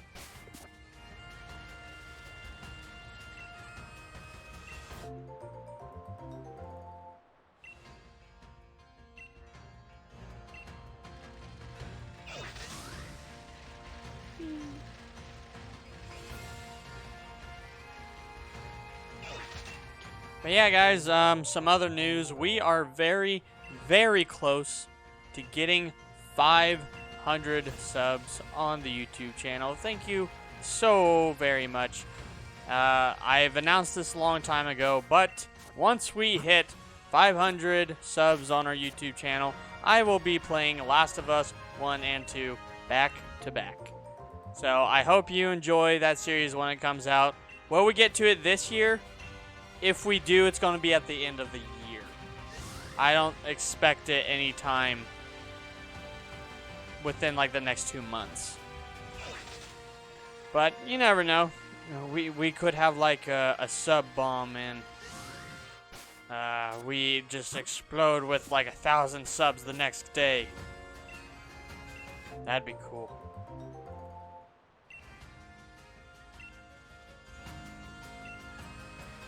Oh god, if we hit 1,000 subs, I'd also have to come up with the next sub goal stream as well. So, I'm playing Last of Us 1 and 2 back to back for 500 subs, and then the next goal would be 1,000 subs. Oh, what would I do with 1,000 subs? Yeah, we haven't really planned that far ahead yet.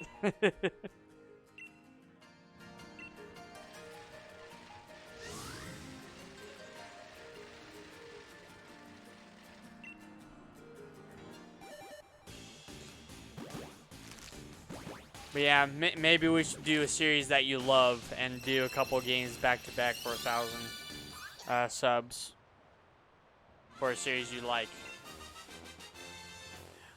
We do 3 Doki Doki Literature Club mods back to back.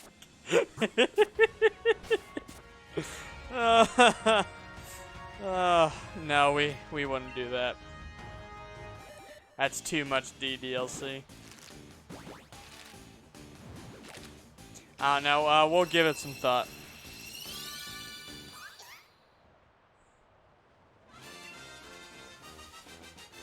But we need to reach 500 subs first before we plan for 1,000 subs.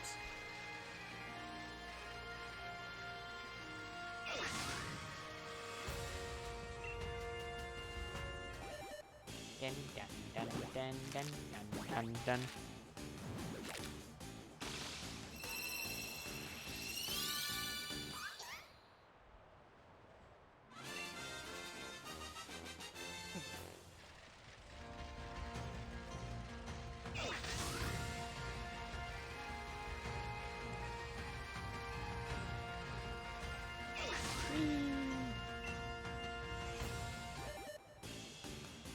Maybe we do something for mobile at 1,000 subs. We haven't really done a lot of mobile specials. Oh God, do we even have a mobile special?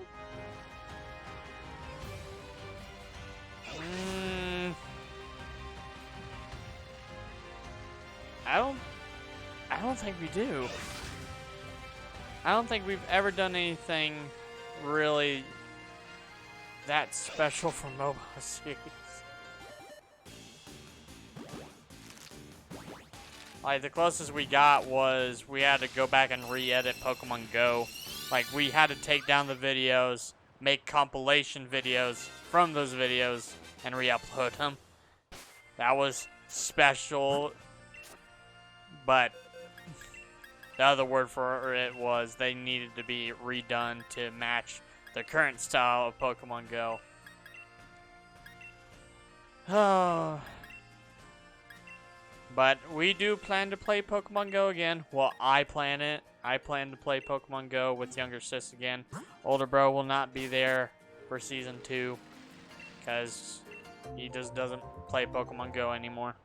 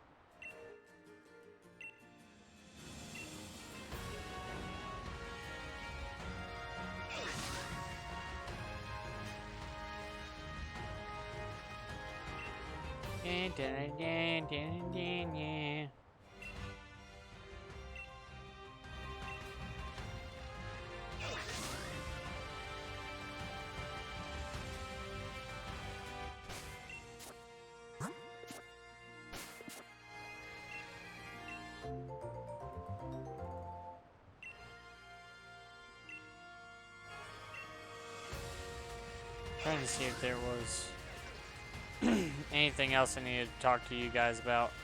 I swear there was, and I'm forgetting what it is.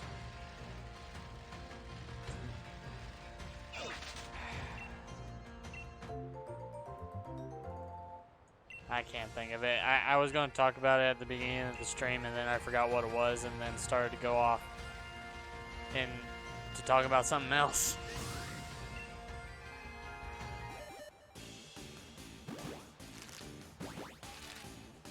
Hey, Mr. B. Older bro's laying down right now. He's not feeling too good.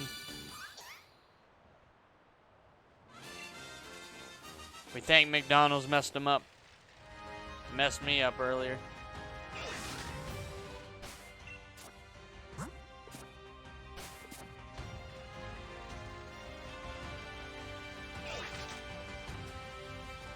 Savage.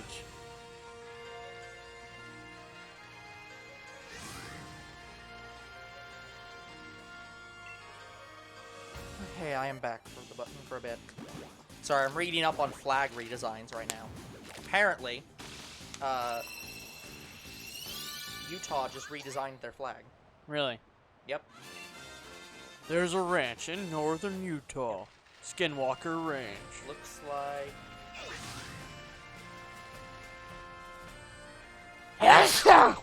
Yeah. Sorry, I bumped the mic. So the top is Utah's old flag. Okay. And that's their new flag. They took inspiration from the Bee movie. Well, they're the beehive state. So, yes. Oh, wait. Is that where we get, like... Is that where we have, like, our main beehive farms I don't know. and stuff I like just that? know that that's what they're called. Okay. So, but yeah, so they... Utah... Here's the problem. Their original flag was, like, ludicrously difficult to draw. Oh. And So that's one of the big things that, like, people who are, like, designing flags will tell you. This is one of the most important things that a flag should do. A flag is meant to represent a place or a group of people or whatever. Same as a logo. It should be, yes. And two of their main things that they specifically put on there is, do not put the state seal on a flag. Seals are extremely detailed and are meant to be are something you see close up. They are not meant to be on a flag, which is meant to be seen far away. And the other thing is, a flag should be extremely easy to draw. It should be something that if a child sees it, they should be able to draw it relatively easily. It should have very few words. It should have very few colors. It should be very simple to draw. And that's the thing. That bottom flag is very easy to draw. It's just And the top one. yeah, blue. Oh, and also, do not make it flat blue background color or flat white background color. That's one of their other things that they're like, don't do that.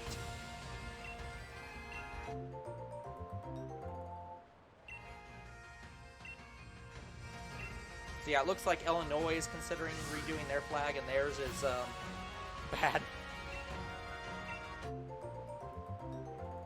Oh, damn. That's a nice flag. No, it's the problem. It's not a nice flag. It's a flat background color with a fucking extremely detailed eagle, shit tons of, like, text, and, like, so much shit on it. It's a bad flag. It's a cool seal. Yes. Bad flag. Just... How bad can I be? I'm just doing what comes naturally. It's... Actually, no, it's not even a solid color. Sorry. It's tricolor white. Am I a bad flag? Am I a bad person? Mr. B, we have a flag. We showed it off in the announcement video last year. Yeah, the two. And we'll show it off again in the announcement video this year.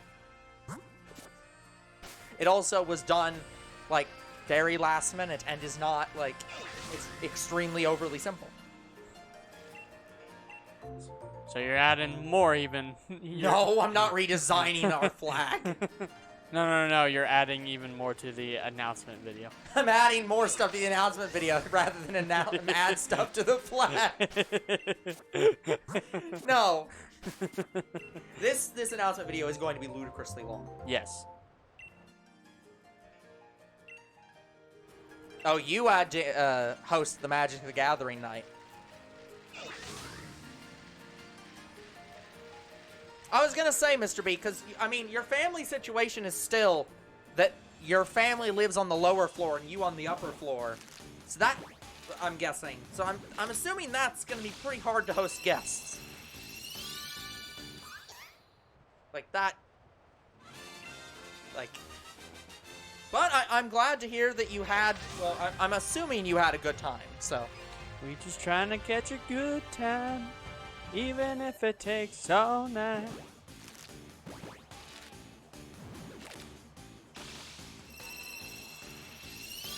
It's not hard to host guests if there are less than 5 guests. I mean, if it's a Magic the Gathering night, I would hope you only have like 5 guests. Especially if you're playing in like everyone's playing Magic in one, like, in a group. Because like that, having more than like 5 or 6 people playing in one game is like ludicrously long. So I wouldn't recommend.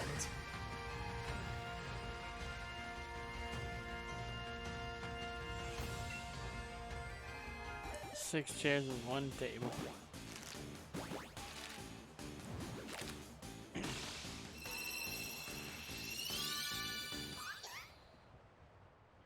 I got a Dragon Ball, I got a Dragon Ball, I got a rock. Although I will say, I did have one problem with this article that's talking about,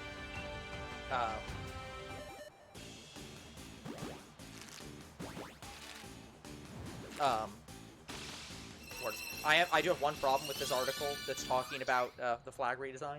Yeah. And that is they're talking about how much public input there should be in the flag making process.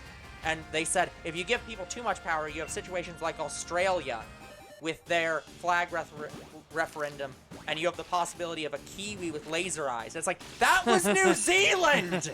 That wasn't Australia! You fucking assholes! Also, that would have been a cool flag!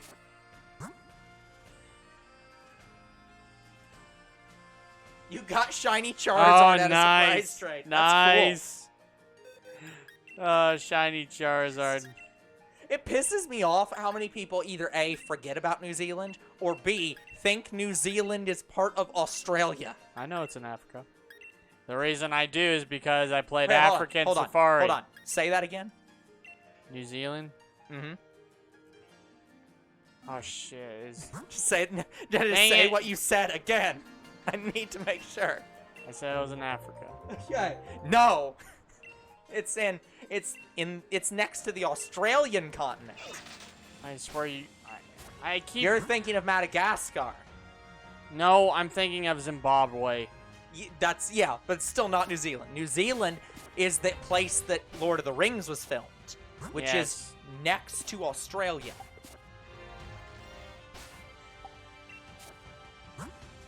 Sorry, Younger bro is very bad with geography, as has been previously established. Such as where he did not know that Maine was a state. Or where it was. I can't remember which hunting game it is, but I know there is a hunting game that you go to New Zealand, and I thought that was African Safari. No, it's not. That's Big Game Hunter. Yeah, which is one of the ones where you go across the world. Yes. Big Game Hunter 2007 remake. You gave them a level 19 Badoo for a Shiny Charizard.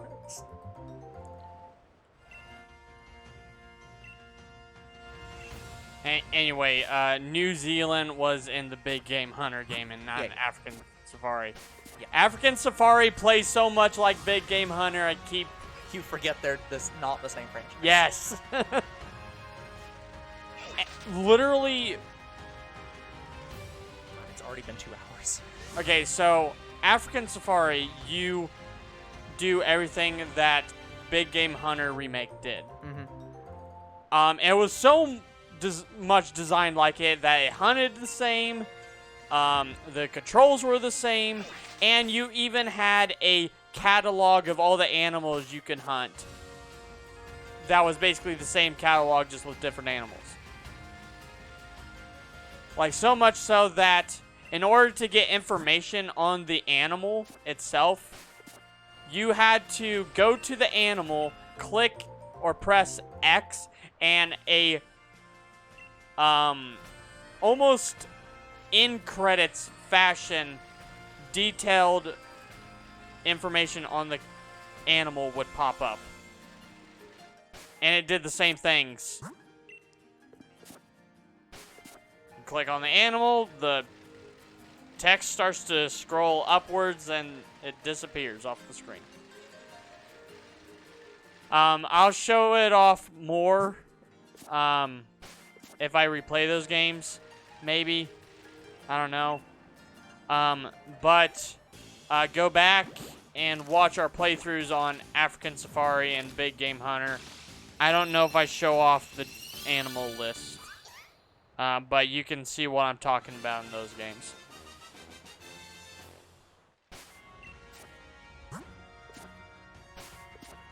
Oh, the other thing that was the same was how the story progressed. Yeah. So you start off in one country, you hunt whatever your big trophy animal is. Once you kill that animal, you go to the next country. That's what both African Safari and Big Game Hunter did. I was gonna say, isn't that most of the games though? No. In Big Game Hunter 2010, you actually had to select yourself where you go to the level, instead of a linear story that just takes you to the next level. Oh, so it just had all the options, and you could choose which ones you wanted to go to in whatever order, but you had... It was linear until you beat the game.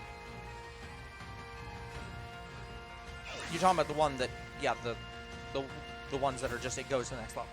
Yes. Yeah, those are linear. But the other one was just, here's all the places, all you can the just choose places and choose. Okay, yeah.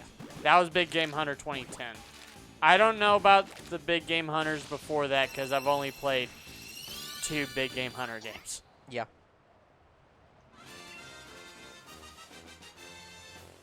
I do plan to play more. I used to own Big Game Hunter 2008.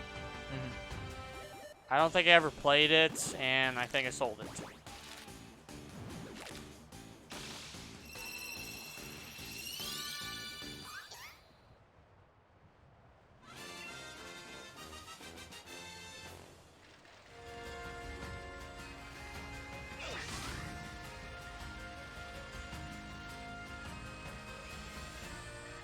Just looking at the list, by the way, it is ludicrous how, like, obviously I know some of these games we have on here are, like, they're in yellow because they're not done, because, like, the game literally hasn't been finished. It's like, or the game is gonna continue. yeah, but that's what I'm saying. So it's like, obviously we've got the ones that are like, Deltarune, the game's not done.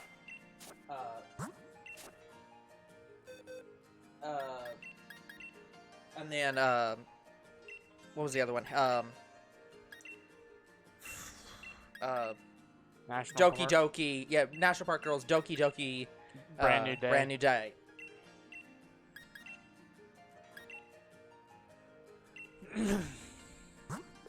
Yeah, those are games that are just not finished, and we're waiting for them to release. And then, yeah, and then there's like some games on here that are games that we're just gonna have a later season for, and those are, and that's fine for like things like Stick Fight and stuff like that. But then you get to mobile where it's just like no continuations, and then wall of everything is continuing later. Because, God damn, man. Because I considered some of my solo games as mobile games. Yeah, so it's just looking at this list of like, you can see exactly where it was. These are the ones that are actually mobile games, because actual mobile games are all the ones that are still continuing. But, except for like 2. It's just like, holy shit. yeah, the only reason Dream Girlfriend is not continuing is because I lost my account again, and and they refused to log me back in, so. Yeah, so fuck. So, but yeah, it's just funny looking at that list, because it looks like we did a great job not having games continue, and then suddenly a terrible job. And it's more just, these games aren't supposed to be here, and then when you get to the ones that are supposed to be here, they're all coming back later. Run and Dune Buggy, those were browser games, but I'm fine with considering browser games mobile games. Yeah, here's the thing. We call it mobile games, but what it actually is more accurately is it's solo games. And we do that on the playlist, but we still refer to them as mobile games because that's how we originally referred to them. We don't really have solo series anymore. Well, no, it's the opposite. They used to be called mobile games, but then we made them solo games because that's the whole point, is they're any games that the other person's not there, but the vast majority of our mobile or solo games are mobile anyways. So, they're kind of the same thing.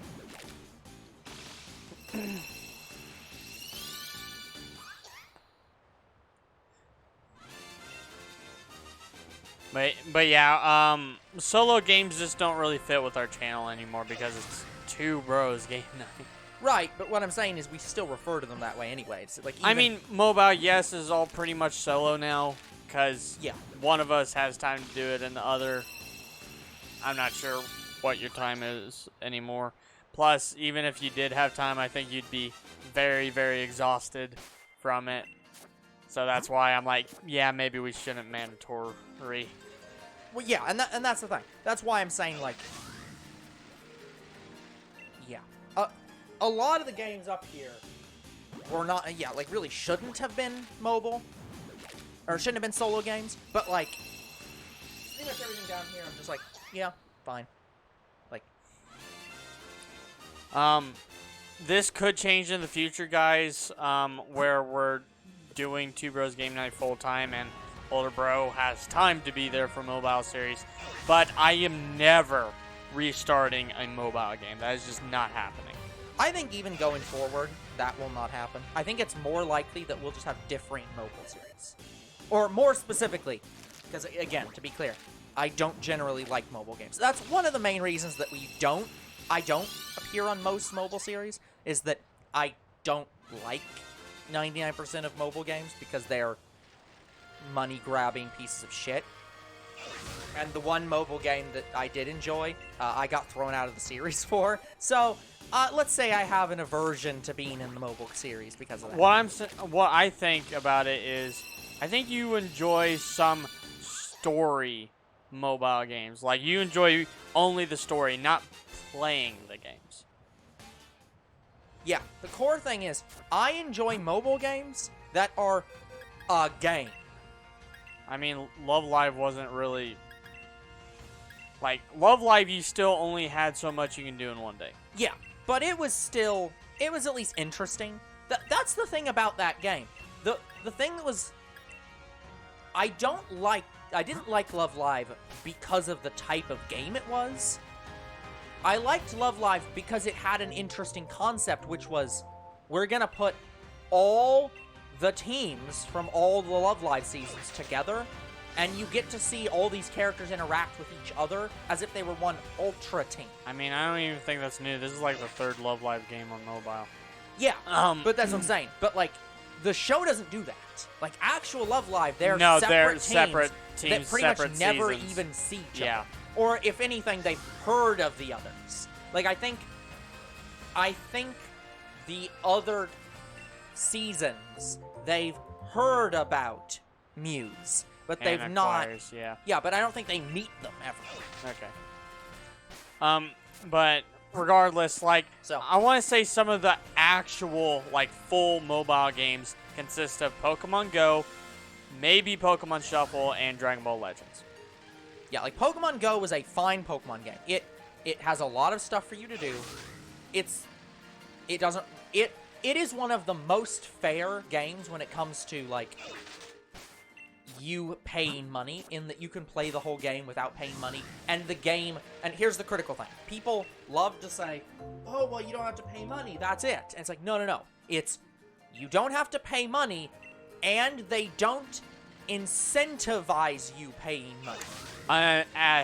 Not nowadays. Nowadays, Yeah, but well, they have Shiny Jirachi. Oh, you want Shiny Jirachi? Well, if you pay just $5, you can have a chance of encountering it. yeah, but again, this is before I stop playing, but I'm specifically saying the core gameplay. Like, you can play it for hours and not stop. You can play it for hours, but the big problem with mobile games, and this is true of any live service game, is it's not about the in-game microtransactions. It's about the game, the fuckery they had to do to the game to make those happen. Like, it's not like Nintendo releases Bayonetta 4, and they say, and we're gonna put microtransactions in Bayonetta 4. But we're not gonna change anything about Bayonetta 4. It's still gonna play exactly the same. No story changes, no playtime changes, nothing. It plays exactly like Bayonetta 3, just there's an ability on the side that says, buy in-game currency. That's not what game companies do.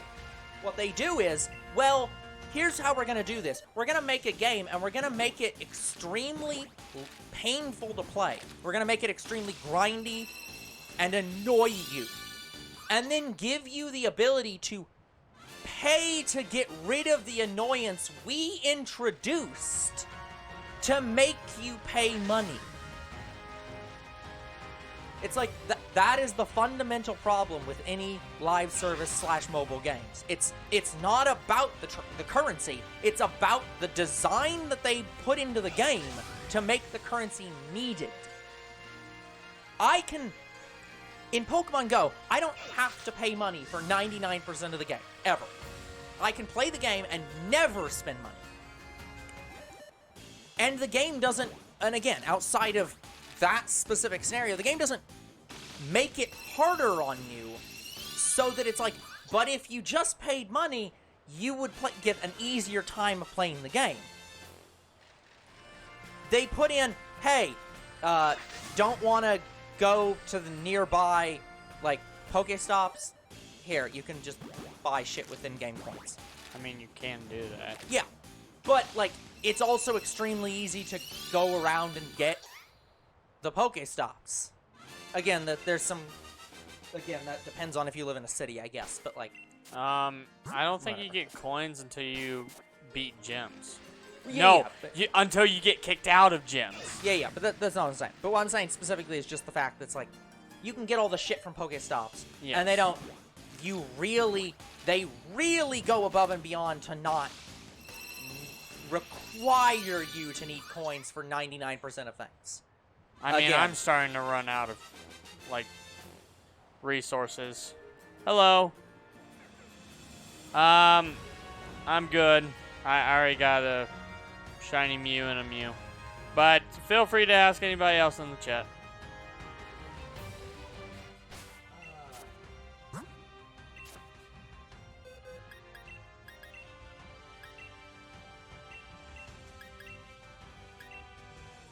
Okay, can you figure out his name? I'm struggling to figure out his name.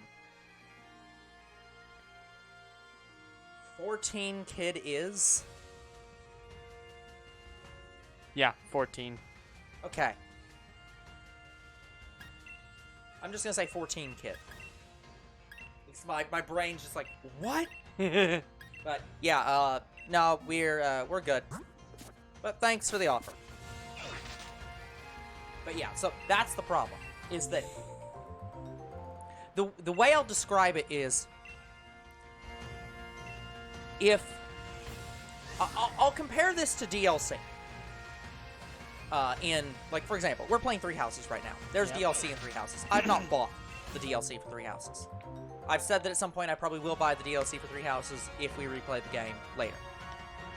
But that's the point, is the DLC isn't required. I don't have to buy the DLC. And the DLC existing doesn't make the base game worse. I mean, there are some improvements to Three Houses, like they add a new feature where you can spend time with your students.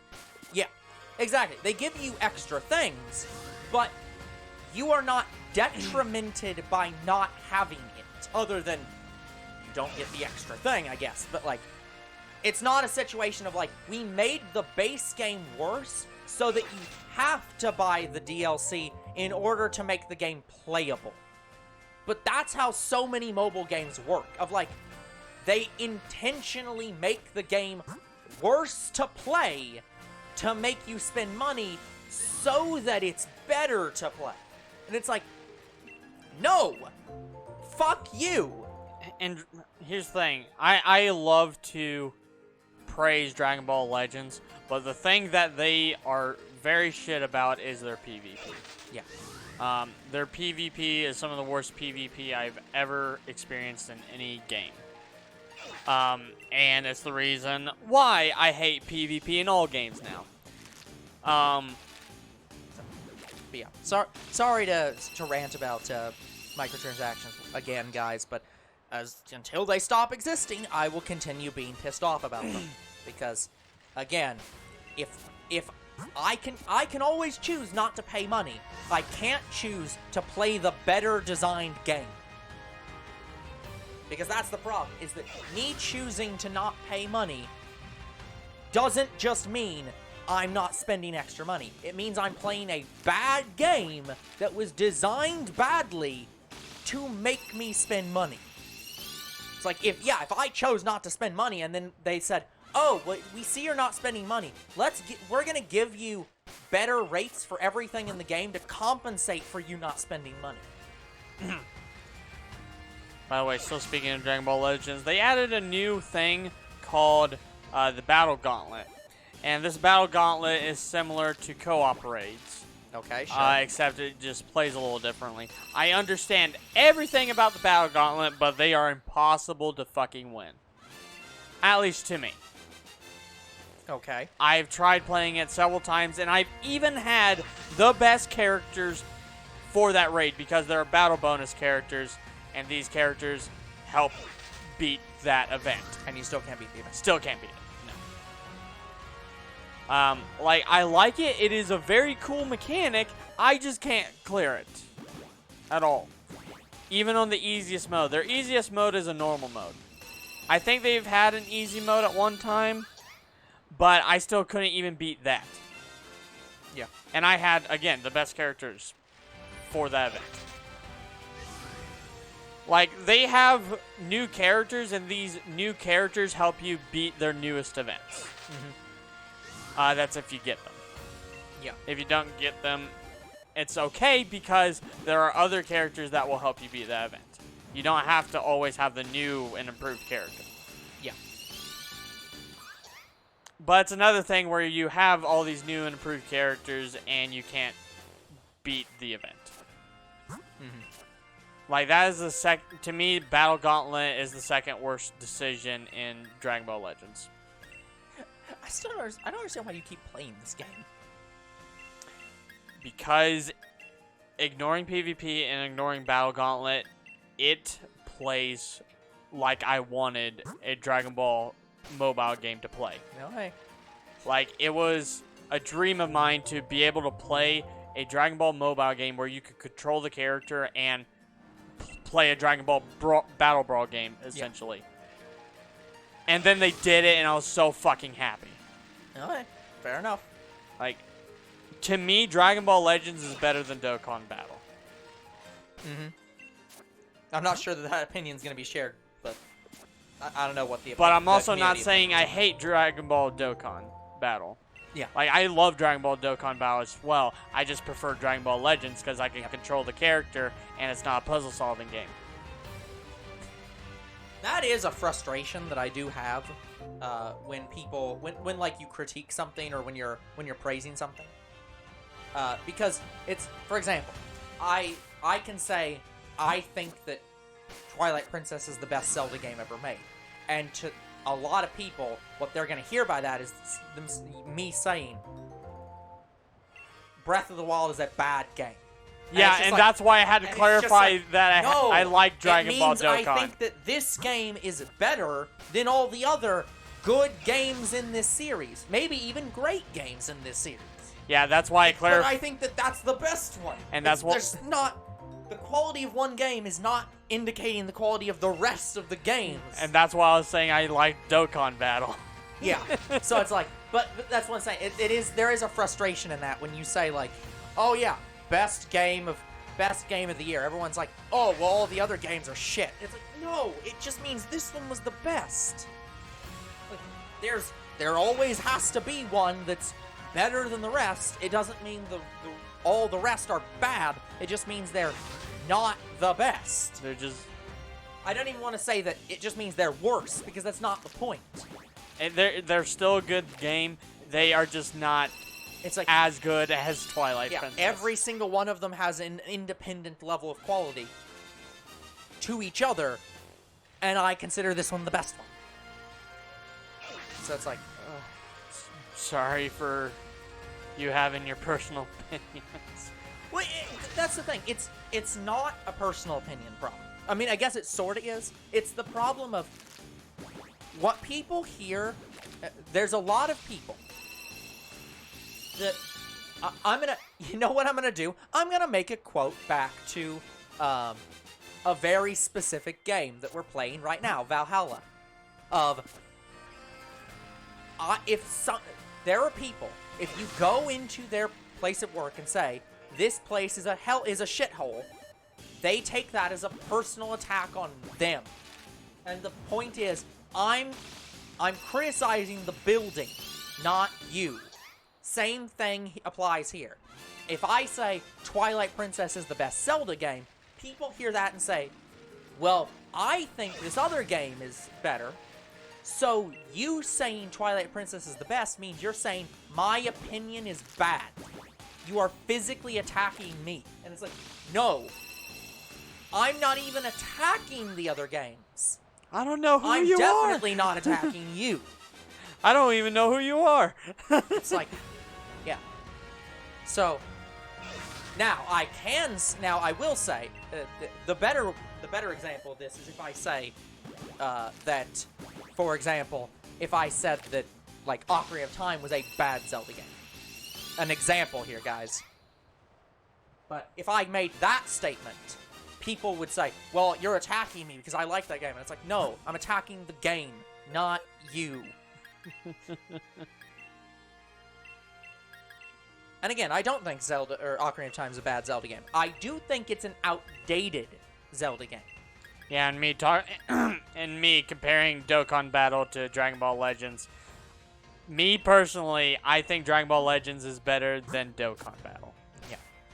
But I'm not saying Dokkan Battle is bad. I like Dokkan Battle. I will just play Legends over Dokkan Battle every time. Because, yeah, like, there's... I don't think I've ever actually talked about this. Or I think I've maybe talked about it once, but not gone into this detail. So, one of the things, guys, that I look at franchises, when I'm thinking through different franchises, and if I'm thinking about, like, which games do I consider better in a franchise, this is a very hard question for me, because as stated before, I don't give rankings very easily. You don't do favorites. I don't do favorites, and so, like, the Shit Anime has done Saturday Sunday Hit Anime Show has done a very good job of me getting into the mindset of trying to rank things. So it has helped. Yeah, should we start ranking video games as well? Desperately no. You're lucky if I say a game's good or bad. But yeah, it's improved my ability to give a ranking and say, I think this show is better than another show. I think, for example, the current anime that we're going to watch is going to require me to go into a bit of... is going to make me fall back onto, like, how I rank shows, because I don't know if I'm going to have any... I don't know how I'm going to feel about it. So I'll say that. But... Hello, Weird Cat. Hey, Weird Cat. Sorry, the very Weird Cat. But anyways, point being that one of the things I look at when thinking about a franchise like Zelda is I don't just look at a game. I look at a rating and say that a rating is never stagnant. Remember when I said I thought there was only one person? At Two Bros Game Night? Well, I hope you don't think that now. I vaguely remember it. But I don't remember the conversations that led after that. It has been quite a while. Yes.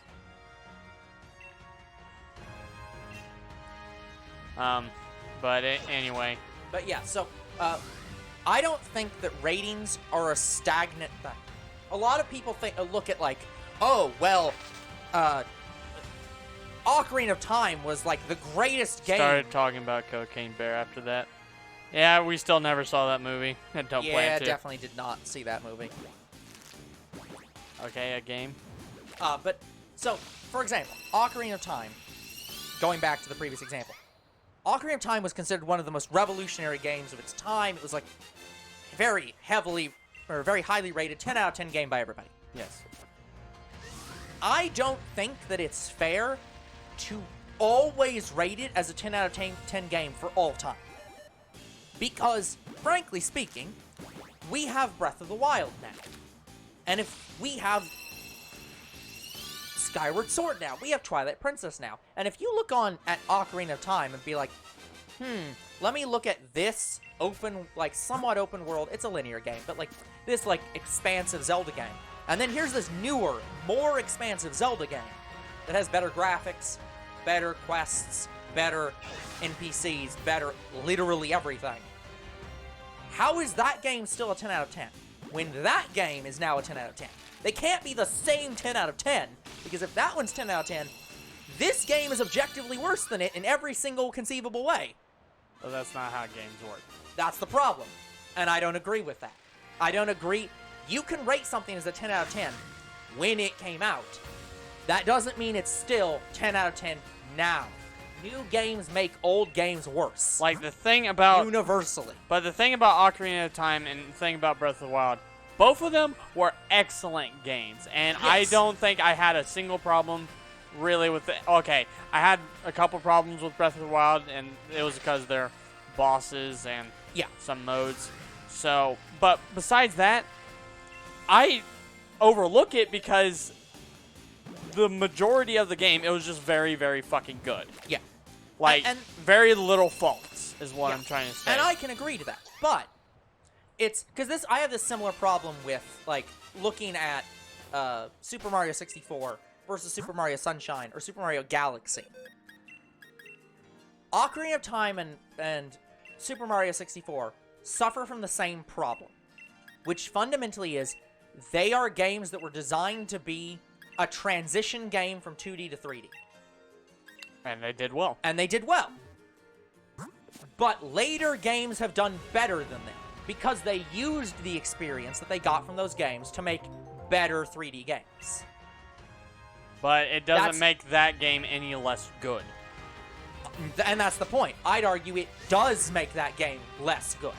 That game was good for the time, and it's still a fun and enjoyable game. But you cannot say, well, if they release that game today, it's a 10 out of 10 game. It isn't. I mean, they could do that. They could HD remaster Ocarina of Time like They again could, for and the and they Switch. sort of have. And that's the point. It's that if you... The fact that we have HD remasters and remakes of games implies that a game's quality is worse over time. And the need to remaster it is there. Basically, if the fact that they made a version of it for the 3DS with better graphics implies that they see the graphics as needing improvement. So it's like, I can look back on... So, for example, I can look back on Pokemon Red and Blue and say, those are classic games that I greatly enjoy. They are not 10 out of 10 Pokemon games anymore because they, frankly, aren't in color, have a very terrible coding system that constantly breaks and causes glitches. But it still plays the same. Yeah, it's still a fun game. Like, yeah, I will agree on Pokemon specifically. Yeah. But other games, a majority just don't work that way. Yeah, but that's what I'm saying. So it's like when I look at Zelda, I look at, do I think that Ocarina of Time, like, I look at gameplay and art styles completely separately. Of like, I'd say even ignoring the art styles, was it a good game to play? yeah, and here's the thing, and I'll agree with anyone who says Ocarina of Time is a fun game to play. It was. But if I add on the graphics, and I'm like, okay, let me analyze the graphics in addition. Let me into my total ranking. It's like, yeah, but the graphics for this are just terrible. They're not as good as Twilight Princess or Breath of the Wild. And to be fair, guys, I do want to be clear. I don't think every game needs to have the same art style. So, for example, I think that Breath of the Wild's art style is very good. I also think that Skyward Sword's art style is very good. And I think that Twilight Princess art style is very good. And those are independently good. They're not the same art style. All three of them are good art styles. Same with Toon Link from Wind Waker. Great art style. Very much enjoy it. I also enjoy the art style from like Link's Awakening. I didn't actually enjoy the remake's art style as much. I actually liked the pixel art style. The toy art style was fine. I didn't like it quite as much. But it was fun. But in terms of the classic games, enjoyed that art style greatly. But do I enjoy the art style of Ocarina of Time? Not really. It's fine. It's a transitionary art style. It was fine for what it was. But it's like, but are they ever going to make a new game in that art style? No. And I wouldn't want them to. But yeah, going back to talking about Dragon Ball for me, I think, me personally, I just want Dragon Ball to always be a brawler. Mm-hmm. And I think Dragon Ball just works best as a brawler and should never be anything else. That's why I hate Breakers and will never play it, because it's a Battle Royale, and I refuse to play Dragon Ball as a Battle Royale. Yep. See, here's the problem that I'll say with that. While I think it's fine to feel that way, I look at it as I'm gonna compare it to Legends. The thing that you desperately wanted was a mobile game Where that you played could like control Legends. the characters. Yeah. There are thousands of people out there that desperately wanted a Dragon Ball game that was a battle royale.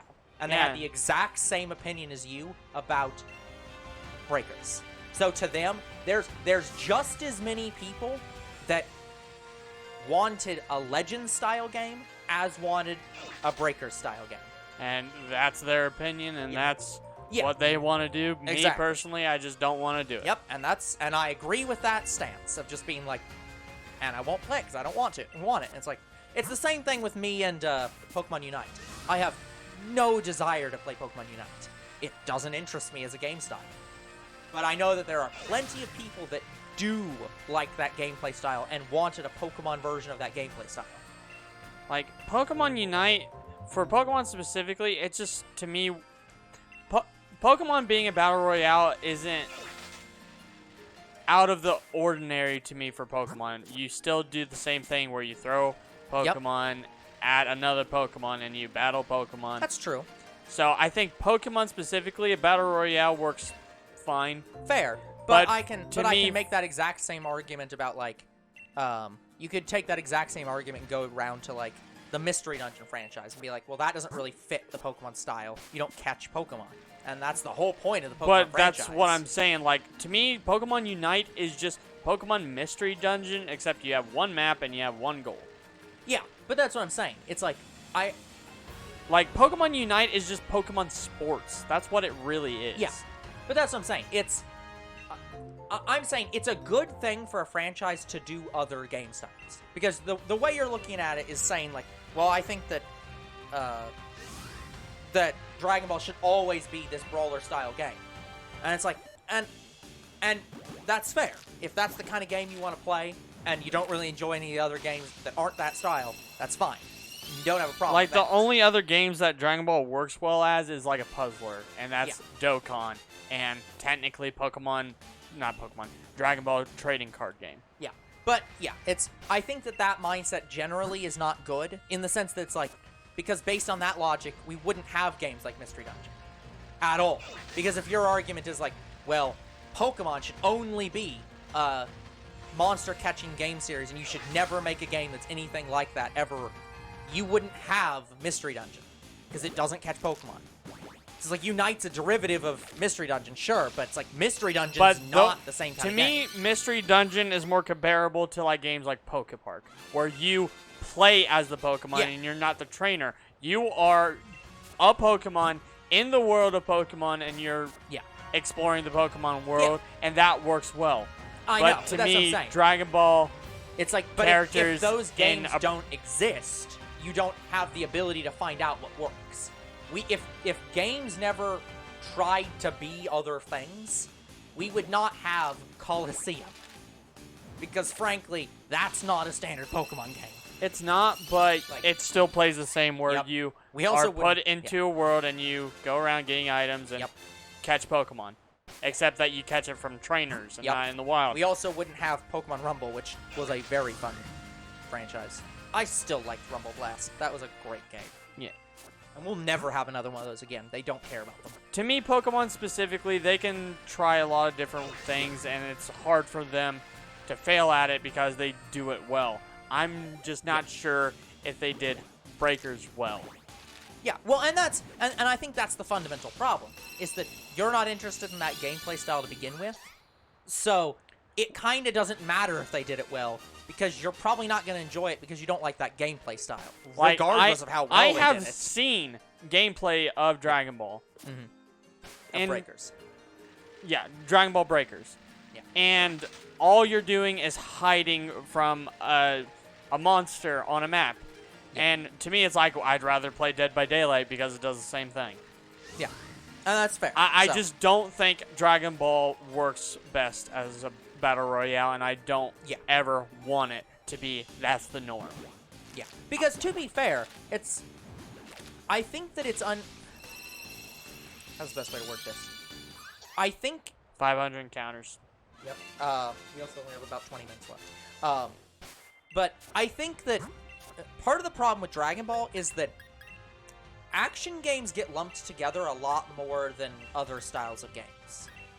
In the sense that, like, technically most of the Dragon Ball games aren't brawlers. I mean, look at Legacy of Goku. Yes, it is a linear story, but what are you doing? You're controlling a Dragon Ball character, and you're fighting with them to beat a boss. That is a majority of other games too. Like, yes if and you no, go to honestly. Xenoverse, you're put into a Dragon Ball fight match, and the main goal is to beat the boss. I guess, whether it be but Frieza or Cell. I feel like but you're that's- always facing a boss. And Legacy of Goku, you're also fighting all these extra characters, but you are still doing fundamentally one thing, and that is you're playing as a character fighting other characters.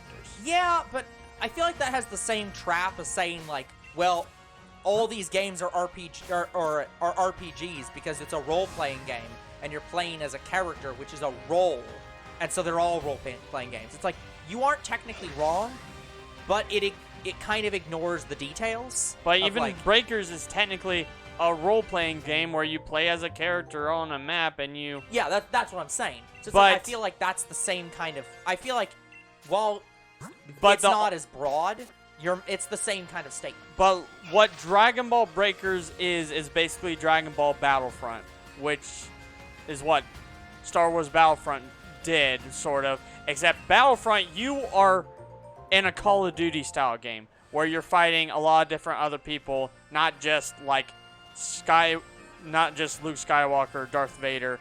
You're playing as like... Okay, I think we need to be more specific because there were two different Battlefronts. Star Wars Battlefront. There were two different ones. I'm not saying Battlefront 1 and 2. 1 and 2. No, what I'm saying is there were two different ones and two different 2s. There was Battlefront 1 and then Battlefront 1 EA, which is a different game The EA that game. plays completely differently. So it's like, that's why I was like, wait a minute, we need to be clear which one we're talking about. The EA Yeah, the game EA ones. where you're put into a Yeah. small map and eventually someone uses Darth Vader or something and you beat Darth Vader or you run from him, one of the two. Yeah. What Dragon Ball Breakers does is you're playing as a CAC of sorts, and the only time you get to fight the person you're hiding from is when you switch over to play as Goku, but you only get that after certain conditions, which is the same as Battlefront, but in Battlefront you're constantly in like a Call of Duty style battle. You're not hiding from people, and I just don't like the concept of Dragon Ball characters hiding from other characters. Yeah. When Like- I could be out there fighting the thing you're afraid of. Yeah. I do not want Dragon Ball Dead by Daylight. That is fundamentally what I don't want. And we got it. Yeah, because, like, one of the problems trying to talk about, like, I'm gonna give a hard say. One of the things that's difficult about talking about these kind of games for Dragon Ball is that they aren't named well, like, in terms of, like, their actual genres and subgenres. Because, for example, if you go onto a site and talk about Dragon Ball Z Legacy of Goku, which, by the way, is apparently is called The Legacy of Goku, the official name is, and then the second one is just Legacy of Goku 2. Or, sorry, no. The second one is also The Legacy of Goku 2. Oh, I didn't know that. Yeah, it's like... Or realize that. I didn't either. And I'm not sure if anyone actually calls it that officially or unofficially. But, for example, if you look up those games, they're referred to as an action role-playing game. And it's like, yeah, fucking thanks. That's so informative. Because you look up, I guarantee, if I look up Xenoverse, they will say the exact same thing. Yeah, it is. Yeah, but to say that Legacy of Goku and Xenoverse play anything alike is like, no! They're just different. Like, they are both a RPG game, but they play differently. Yes, but that's what I'm saying. And I'm saying Dragon Ball works best as an RPG. Well, here's the problem. I don't... And a linear story RPG. Yeah. Breakers, I'm not even sure has a story. I think it's an actual battle royale game with no story. Mm-hmm. Give me a second. I need to go through. Anyway, guys, I've had this Breakers discussion so many times. I just don't like the concept of Dragon Ball being a battle royale game, so I'll never play it. As me personally. Because, like, for example, the reason I'm struggling on this is not, and this is not anything to do with you. This is me going on about definitions. Because the thing about something like a brawler, Legacy of Goku is a brawler. Yes. Fundamentally, it's designed to be sort of like okay. GT You Transformations is a brawler. It's designed yes, to that basically is a side-scrolling brawler. It is a brawler specifically. It's designed to be like Scott Pilgrim vs. the World. And Legacy of Goku is a linear story brawler. Yeah, it's very similar to like GT Transformations and Legacy of Goku had a very similar design. It was a little bit. It wasn't quite a brawler. It's more open. It's not quite open world, but it's more open than like a brawler. GT Transformations. That was a straight linear brawler, like very linear. But you're actually playing through a story and going through Yeah. different maps in Legacy of Goku. Yeah. Legacy of Goku is almost an open world RPG. Yeah, that's because that's the thing with. That's why.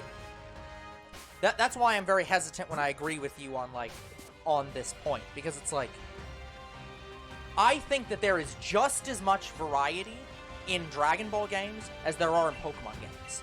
But because fighting games don't have the same level of you don't think about it as much about how much game variety there is, nobody talks about it. If you look at Pokemon, it's like, well, yeah, there's a very big difference between the main series Pokemon games and the Colosseum games and the Mystery Dungeon games and the Pokemon Rumble games and even the Ranger games. Like, all those have a very different gameplay styles. Like, with Colosseum being the closest to, the main series games. But, the rest of them are very different in terms of how you play those games.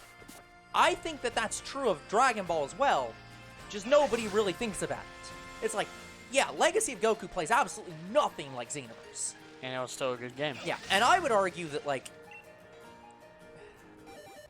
the other thing is, obviously, Fighters. That's the one with Android 21, right? Uh-huh. That plays completely differently to any of the other games. The closest I could compare it to is GT Transformations.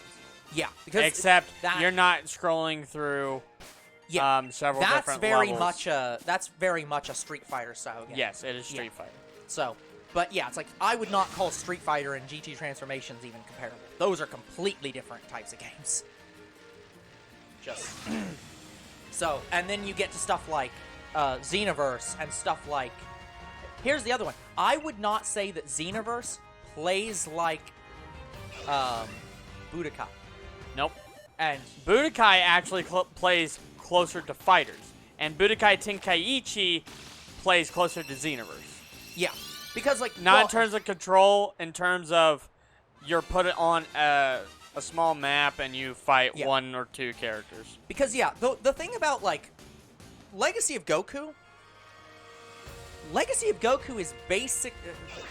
To try to boil down how those games play, they basically play. They don't play like other Dragon Ball games. Strictly, no, I'd say it plays closer to Kakarot. Yeah, but what they. The thing I'm going to describe is they also have a distinction not only in how they play, but in also how they tell a story. Legacy of Goku is you directly playing through the main, the anime. I mean, that's how Budokai Tenkaichi was, and Budokai. Yes, but no.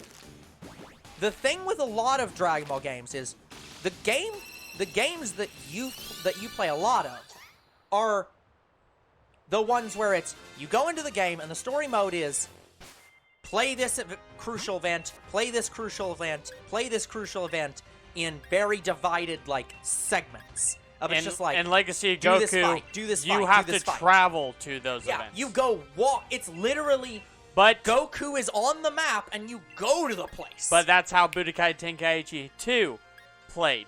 Yeah. Because it had So- an open world map where you had to go to your events. So some of the games play like that, and then some of the games play like the other Budokai games where it's still you're playing through the main plot, but it's moment, fight, yeah, fight.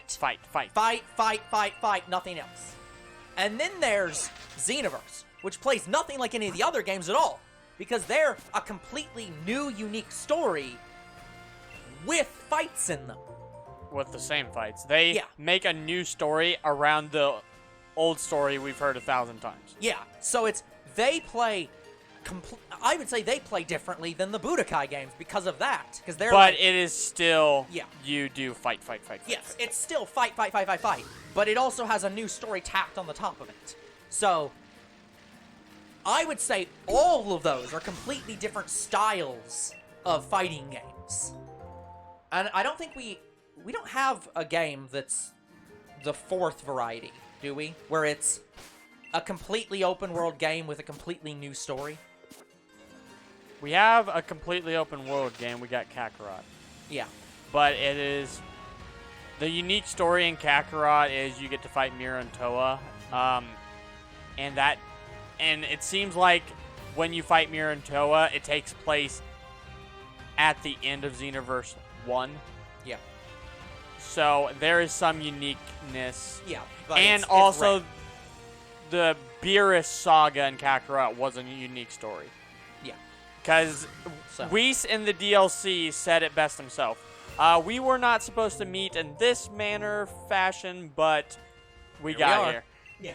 So it's like, So they do have some have uniqueness, new but it's- uniqueness, yes. but yeah, but it's not a full-on like Xenoverse style new unique story the whole way through. There is actually one thing I do not like in some Dragon Ball games where, say if I'm playing as Bardock, Yeah. then I'm fighting Frieza as Bardock. Yep. We don't ever get to that fight because Frieza one-taps Bardock. Yeah. So why the fuck are you showing off this fight when it never happened? A lot of them are what ifs. And they do, and there's a lot of them that present it that way, where they present it as a what if. And Kakarot presents it not really as a 1F. Yeah. Yeah, guys. I don't like fighting fights that never take place.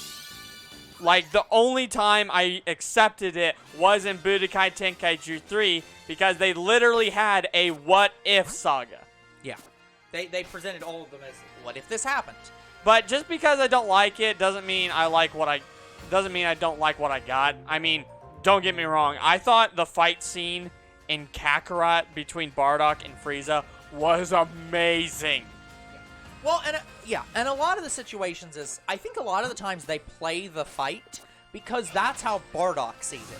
He sees it as this grand fight where he's gonna fight Frieza and win, and Frieza's just sitting back being like, But yeah, doing they nothing. just show off a fight that just they never show off a fight, existed. You and have then- to do the fight to get to that final cutscene. Yeah, they show off the fight, and then Frieza's just like, okay, well, you're done wasting my time. Flip, gone. That is, I'd say that's in... That's in character. It's in character, and it fits with that part of the... But the show. It doesn't reflect the movie. It doesn't reflect the movie strictly, but Because it's in the the same spirit as the movie. Of he's going up to fight Frieza, he attempts to... It does nothing. But yeah, I'm just saying it just does not Yeah, do everything the movie did. that's fair. Because the movie And I one think- tapped And Bardock. Xenoverse does it best, because their whole game is what if. Exactly. Their game is, and let's just Xenoverse give is, him enough energy so that he can win. and Xenoverse is the other exception because you're right, it is all what if scenario. Yeah, it's...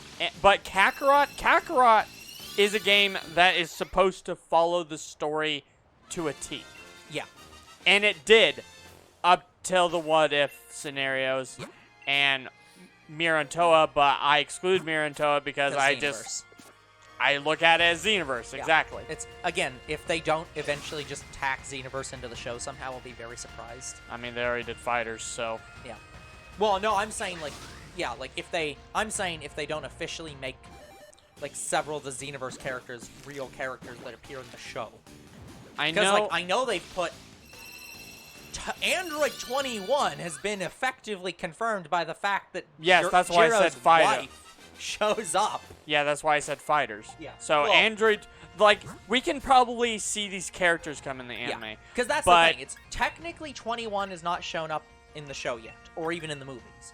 But what they did do is confirm that Jiro's wife Looks literally, like Android 21 from Fighters. yeah. Well, and that was intentional because I think the point of that was, because Toriyama approved 21 or like designed 21, didn't he? He did the same thing with Supreme Kai of Time. But what I think is going to happen is if we see these characters in the main timeline anime, they are going to be completely different characters from the ones we know from the games. Maybe, but And I'm fine with that. I want to see Supreme Kai of Time in the anime, I would but love the to best see I Supreme got Time. is Dragon Ball Heroes anime. Yeah. But yeah, it's Oh, by the way, Yeah. going back speaking about Dokkan Battle, there are actually characters that Dokkan does not have. you found characters that they don't have. Yes! And you know which characters they are? Nope. Manga characters. Okay, I'm gonna need some more context. They don't have Moro arc or anything. Oh, it's anything new. Anything new from after the Tournament of Power. Okay, well that doesn't count. It's got to be okay. I'm saying pre. They have all characters from every game. They have all characters from every character that appeared in the anime, in any anime. But and they this is do... only counting fighter characters. So this doesn't have like urine in it, right? No, it has urine. Oh god. Well, Legends had urine. Okay. But But urine is a fighter, so... But it doesn't matter because they have... they have the Farmer and Red Ribbon Army in Dokkan Battle. the farmer had a power level of 5. But I'm just saying that... Yeah, Dokkan Battle does not have any manga Yeah, characters. they don't have the new stuff. But here's the thing: they will absolutely release it once the Once anime. the anime in any way has seen them. Yep. So if they they're add them definitely to gonna the... have Moro, they're probably gonna. Do they have? What is Android 21's official name? I can't remember what they was in the movie. What's Jiro's wife's name? I can't remember. I don't know. I saw somebody talking about it as if Like, it was like she some does huge have an thing, official but like, but official name. yeah, it's like they'll probably end up having her in it at some point. They'll have. I'm sure they have Android 21. Well, no, I mean Jiro's wife, like not 21. No, Just- probably not going to happen. But like that's what I'm saying. It's like they'll introduce some characters from new stuff when they're more.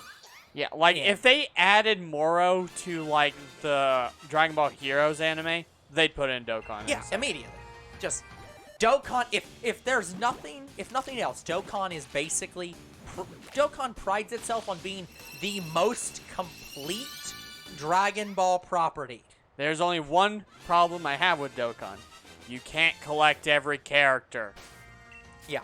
You That's- might not get to have every character, but Dokkan does. By the way, we are at time. I know. That's another reason why I praise Dragon Ball Legends more. They make a new slot with every new character. That way, there is no like backspace or any stupid kind of thing like that. You collect every fucking character. Yeah, which is a better design, I will agree. By the way, do they have... they I do think have I asked this, but does Dokkan Battle have, like, the Dr. Slump characters in it? Yeah. Does it have, like, a Rayleigh and... I think they even have Dr. Slump. That's not even Dragon Ball, But- technically. But here's the thing, even though you can collect Dr. Slump, he's not a normal kind of character. Yeah. You can keep him, but he's mainly used to level up your characters. Like Elder Kai, Supreme Kai, and Hercule. All three of these characters, well, Hercule statues, all of these collectible characters, even though they take up a character slot in your bag, their main purpose is to level up your characters and nothing else. You're not even supposed to collect them. Yeah. It's just like... So, yes, they do have them, but they There's are no used... reason to have them. Yes. It's like... Because technically Dr. Slump isn't even Dragon Ball. Like... But, yes, they did have a Rayleigh. They even had an event where a Rayleigh and Goku swapped clothing. That... Not only does that not sound surprising, I'm surprised that didn't happen in the show. You know what's honestly. funny? I think it happened in one magazine that was Yeah, special in just- Japan only. Yeah, because it's just something that sounds like what they like. It sounds like something they do. So they have some special things and maybe have 1 or 2 manga characters, but those manga characters have been in the anime or the games in some way. It also, I have to admit, I'm also surprised.